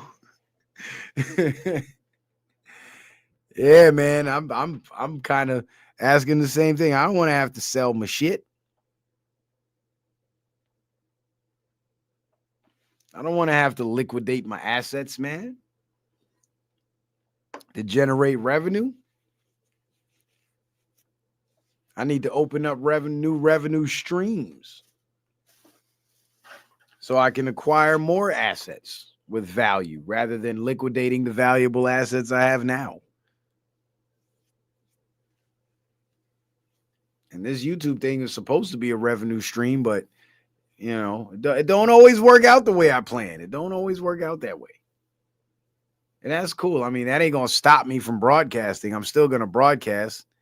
It just makes it a little harder to find that motivation to get on here and do it. Cause I'm going to be up all night. I'm going to be on here for 3 hours and make $12. You know what I'm saying? Like that hurts my feelings, man. It does. And I know money shouldn't matter like that, but unfortunately we live in a world where it does. So, and closed mouths don't get fed. So I got to ask for that support, man. I got to, because if I don't ask, nobody's going to see the need to give. But you know what the good book says? All must give.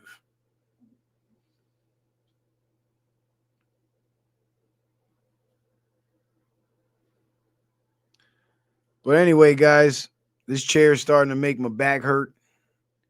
I'm getting tired. It's about 1 o'clock in the morning.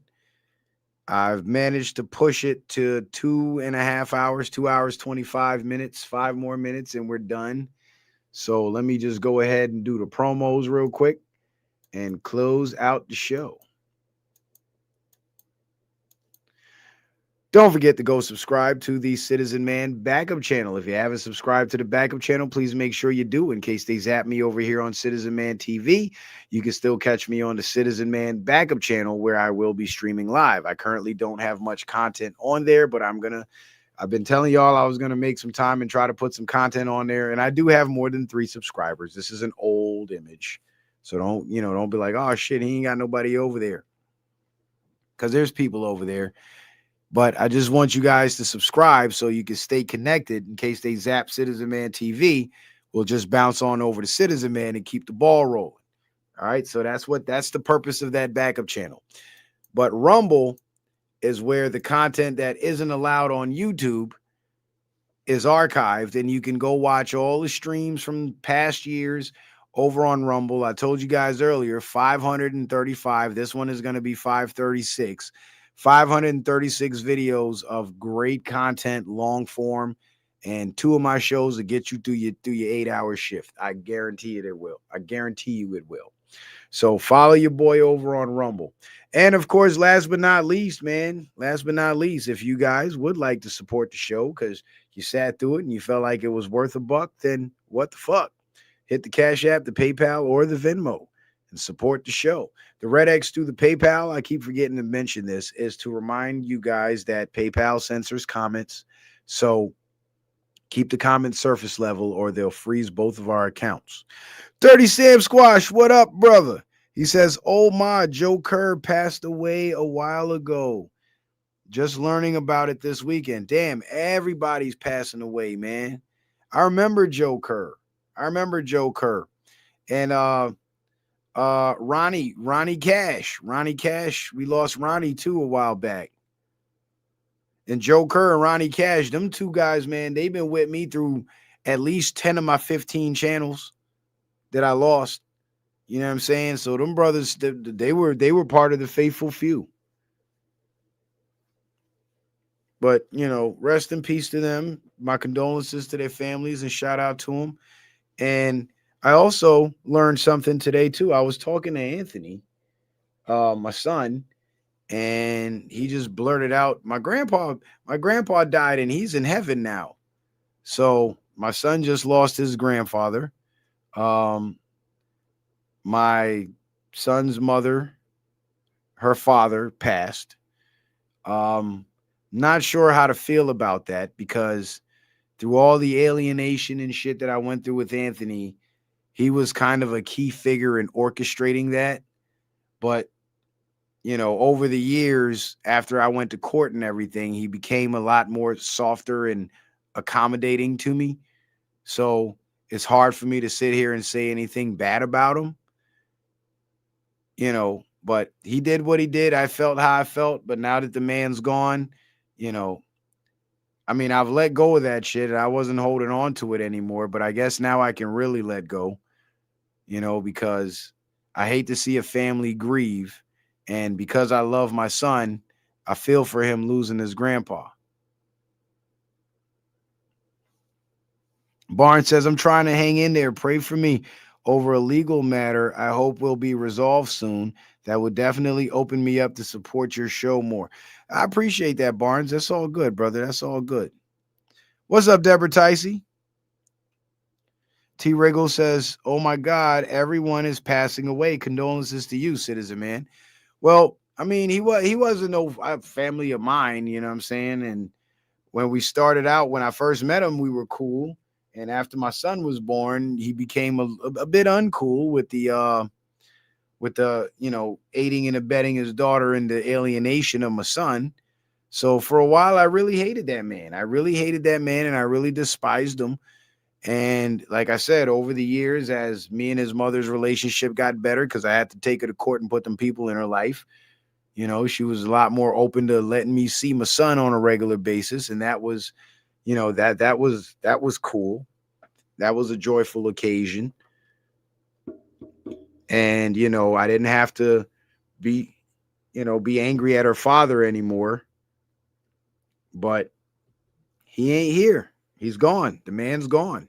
My son lost his grandpa. So for the sake of my son, you know, I got to give condolences to the family, and I have to show respect for the dead, because that's somebody that my son loved and respected. And I got to give him, I got to let him have that, you know. And what's funny is, for a long time, I was telling his mom that you have to move out of your parents' house and live under your own roof with Anthony, or at least let Anthony live with me, you know, when my family was together, because kids are supposed to have a degree of separation from their grandparents. And the reason why kids have to have a degree of separation from their grandparents is because when their grandparents pass away, the parent of the child would be in grief and grieving, right? But the child would be relatively okay because the grief wouldn't hit them that hard. But when you have a kid that lives in the same house as the grandparents, when the grandparent passes, the child is now grieving because they lost a significant member of their household, and the parent is grieving. So the child is not okay, and the parent's not okay either. And that could cause the parent to neglect the child in nurturing them through their grief because the parent themselves are dealing with their grief. So to alleviate the grief of the child and spare the child of the psychological trauma of experiencing that loss directly, that degree of separation by having a separate household from their grandparents is what's necessary to protect them from that, because that's adult-sized grief that no child should have to carry.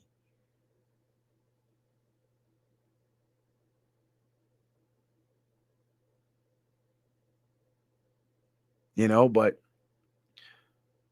she's a grown woman. She did what she thought was best, and hopefully, Anthony ain't too broken up over it to where it starts to negatively affect his life. And that's what I'm afraid of, because that man's been in his life since the day he was born. He was there at the hospital too with me and his mom when Anthony was born, which was kind of weird to me, but he was always around. And when I was being alienated and Anthony didn't have me, he had his grandfather.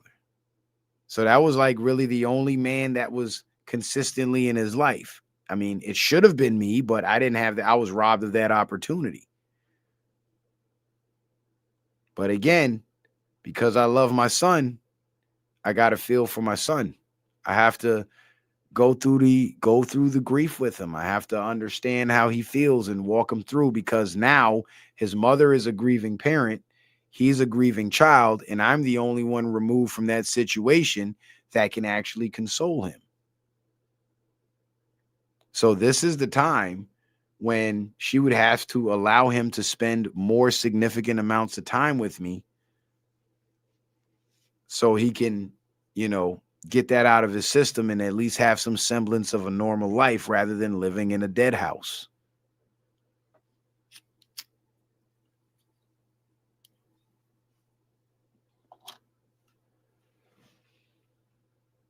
And he's only 6 years old, so he's just a little kid, so he just blurted it out.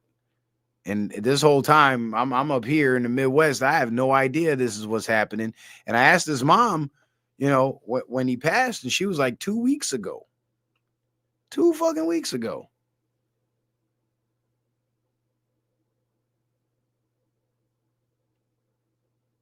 And when I heard that, my heart sank, because I remember there was times when I was angry and I would say things like, I can't wait till he fucking croaks and burns in hell and shit like that. Because I was angry. He was helping to keep my son away from me, and I was pissed.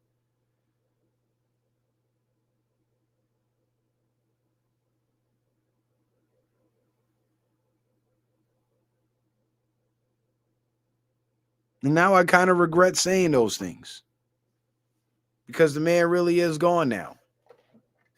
He really is gone. And the Bible says you don't take joy in the demise of your enemies, in the death of your enemies, because you too are going to die one day. And you wouldn't want anybody to take joy in the loss of you. So I'm not going to sit here and gloat and celebrate that man's dead just because we didn't have the greatest relationship.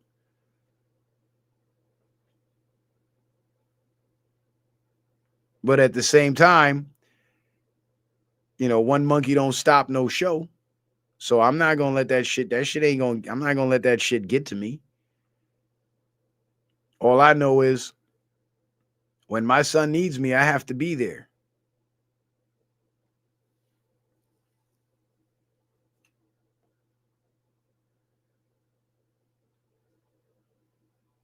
But people don't understand these basic dynamics of family and how it's supposed to operate, right?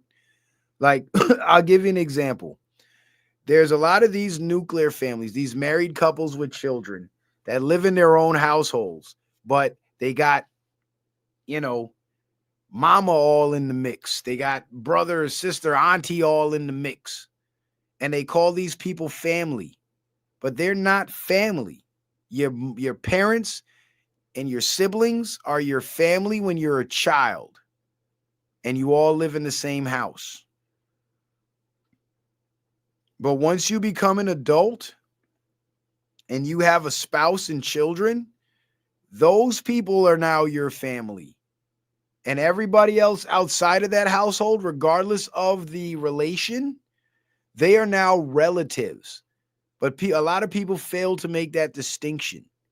So, because the distinction is important, because the family idea,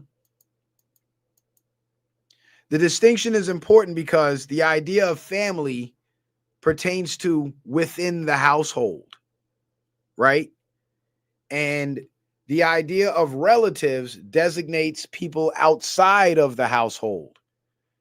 But when you start calling your relatives family, what you're now doing to yourself psychologically is you're now giving these outside people a voice and a place in your home. So now your wife ain't gonna make no major decisions unless she talked to her sister first or her mama first.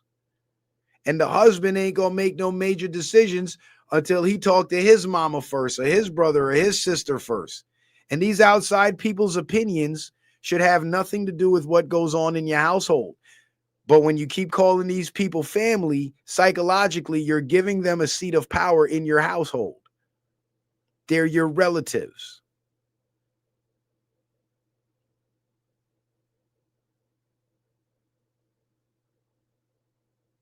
Like, yes, you guys are family because you're related by blood, but the proper designation is relatives. So when it comes to Anthony and his mother, they would have been a single parent household, but her and her children, Anthony and his older brother, they would be her family. They would be her family. And her parents' household, that they would be her relatives. So there would be that distinction there. There would be that line of demarcation. But when you mix everybody in and you remove those lines of demarcation, now whatever the relatives are going through is going to affect the kids because the kids are right there in the fucking house seeing it all and hearing it all. When the grandparents pass away, everybody in the house is grieving, including the kids. So who's going to be there to console the kids if everybody's in grief? Somebody's going to have to put their grief aside to console the child's grief, which is not a healthy dynamic.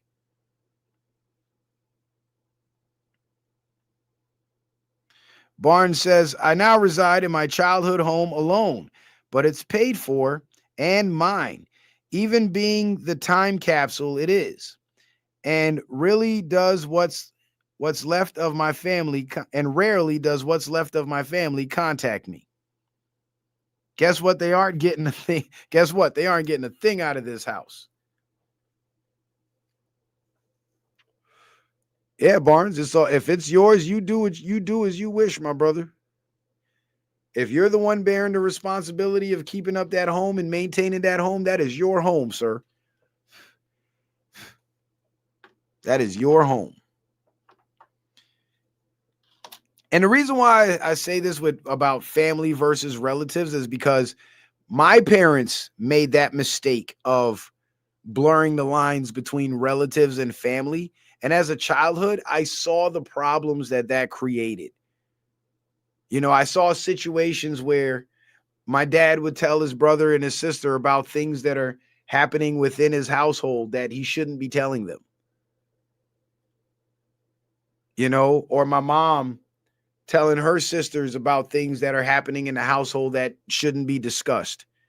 Because when you flip it the other way around, their relatives that they were telling all their business to weren't telling them their business. Like, for example, my dad's got a brother, and my uncle, he's a really good guy. He's a master electrician. Like, the dude is like super nice with the electrician work, right? And he made himself a lot of money, owns a lot of property, and he's done well for himself. And my dad would have these, that's his brother. So he'd chop it up with his brother. But one thing a man is never supposed to tell another man, no matter who he is how much money he makes. But my uncle knows exactly how much money my dad makes and when he's getting paid. So if he's got a business proposal that he needs some funding for, he knows exactly when to pick up the phone and call my dad. And one day I sat down with my dad and I said, Dad, does Uncle so-and-so know how much money you make? He said, yeah. Like it was no problem. And to him, it's no problem because, right, that's family, right? And then I asked him, I said, Dad, do you know how much money he makes? And my dad paused for a second and he said, you know what? I sure don't. And I said, Dad, you don't see the problem with that? You're divulging things to him that you should be keeping close to the chest. And he's getting information from you that he knows is beneficial for him to not share with you about himself.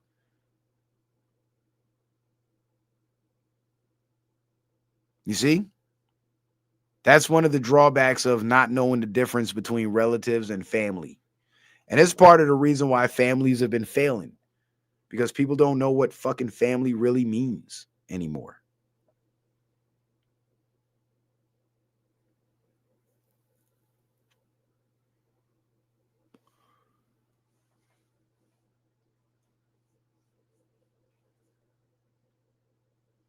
So, yeah, man, we at 2 hours and 43 minutes. So I guess I'm going to shut it down. I do appreciate you guys tapping in with me. Sorry I missed Friday. Had a rough day Friday. But I'm working on a few things to secure myself for the winter. And just pray for my success, and I pray that they come true and come to fruition, and I can close these deals and make them happen. And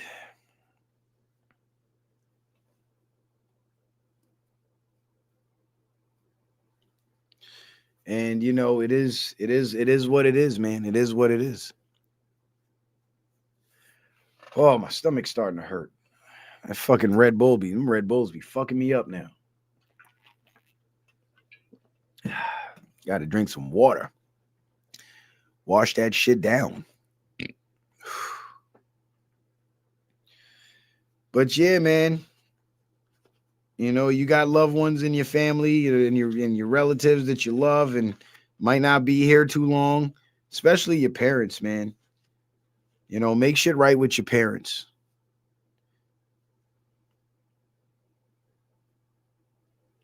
Make shit right with your parents, because the last thing you want to do is, thank you, Deborah. The last thing you want to do is have your parents leave this earth and you be left with all the regret of things that you wish you would have said to them. If, you got parents and they're older and you guys don't really get along or whatever, have that conversation.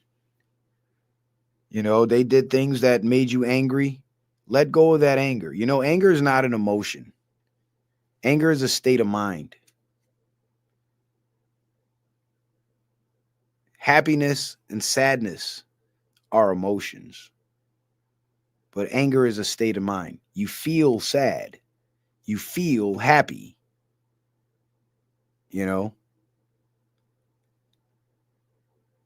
But you are angry, or you get angry, or you have anger. That's a state of mind.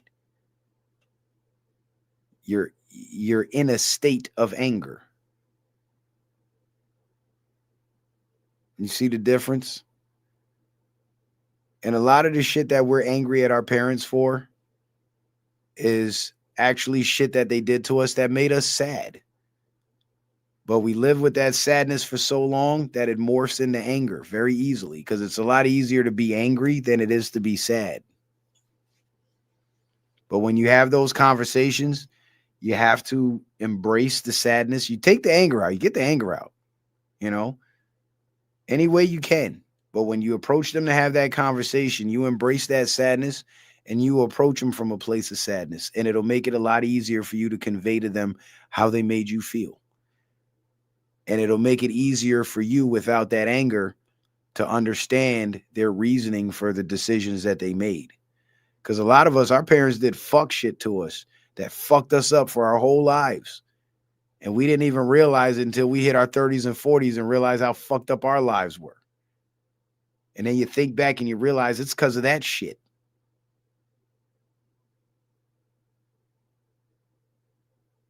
And we got to have those conversations. But it's got to come from a place of love. And you got to be able to say, when you did that, that really hurt my feelings and it really made me sad. And I've been sad about it my whole life.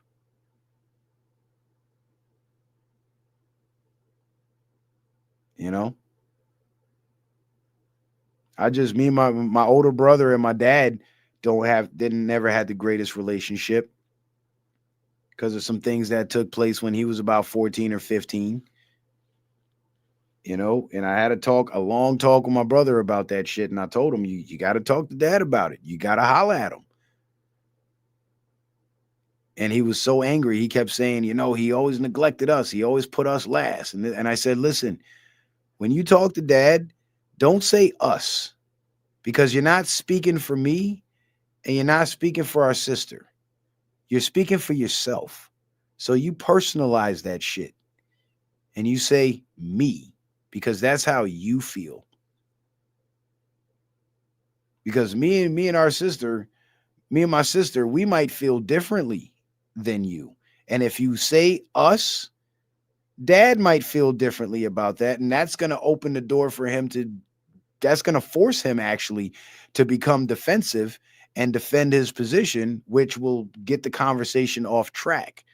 So in order to keep the conversation on track and keep his focus on you, you have to personalize every gripe. Even if those gripes legitimately apply to me and my sister, you have to make it about yourself in that moment. So any accountability that he takes in that conversation will be him holding himself accountable to you. And if me and my sister have a problem and we need to have that conversation with him, we'll have that conversation with him. But you need to do that for you, because dad's getting older and he's not going to be here much longer. And the last thing you want to do is be standing over his casket with all those regrets of wishing you had that conversation with him and wishing that you were able to tell him how you felt. And finally being able to get that love from him that you felt like you missed out on. Then you'll be able to actually let him rest in peace. Don't let that man die with animosity in your heart. And I talked to my dad too. And I told my dad, I said, look, he expressed to me some things that, you did it when he was a child and it was this, and that. You know what my dad said to me? He said, all these years, I never thought about that. I never took the time to think about his perspective and how that must have made him feel. Because in my mind, I thought I made the right decision. And I said, I know you did that. I'm a dad too. I understand. But as a dad, he wants accountability from you. And giving him that accountability will be the ultimate show of love. But until you do that, he'll never feel like you genuinely really love him as your son.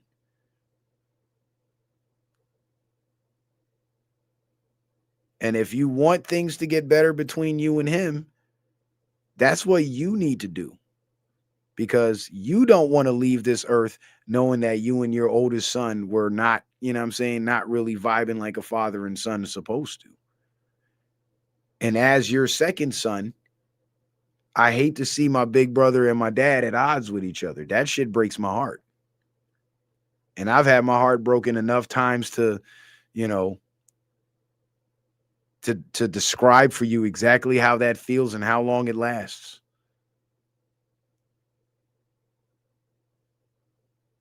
And I don't want you to leave this earth without feeling like you did your job, with feeling like the book was incomplete.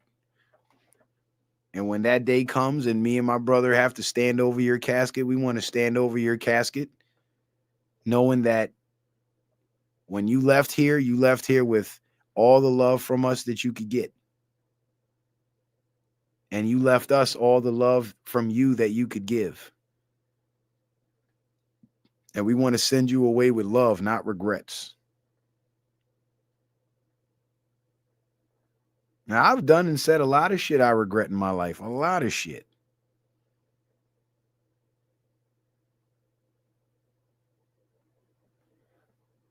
But one thing I always remember to do is at least try to have that conversation. Even if the other person isn't receptive to it, at least you know in your heart of hearts that you put forward that effort and you tried. So there's no strike against you. You did your job, mission complete. But anyway, I don't even know why I went there with it, but I do appreciate you guys being here, man. I appreciate the love. I appreciate the support. You know, you guys have been really supportive throughout the years and helping to grow the channel. And I want to continue to grow the channel and build the channel up. And hopefully one day I'll have good enough numbers to where, you know, I don't have to ask for donations anymore because the monetization will take care of all that. That was my plan coming into the game 7 years ago. And those plans have been squashed and stymied so many times. So I still need y'all support, man. I still need y'all support. So I'm going to keep begging until I don't have to anymore. Shout out to Latricia. Is that how you pronounce that? Or Latrice H? Says that is so true. I have those regrets with my mom. Yeah, a lot of women. I notice a lot of women go through that. And I think my mom had some of those regrets with her mother too. And I was on the verge of having those regrets with my mother because I was really angry with her about the divorce and all that. And I was angry with my dad too until I had to sit back and put myself in his shoes for a minute. And I realized something that none of us realized at the time, that he was grieving for the loss of his parents and the loss of his wife within a 12-month span. And he survived that shit. I don't know if I could. I don't honestly know if I could. And that actually made me respect him a lot more because I watched him crash out and I watched him bounce back. And that takes some real mental fortitude to do. A level of mental fortitude that I don't even think I have.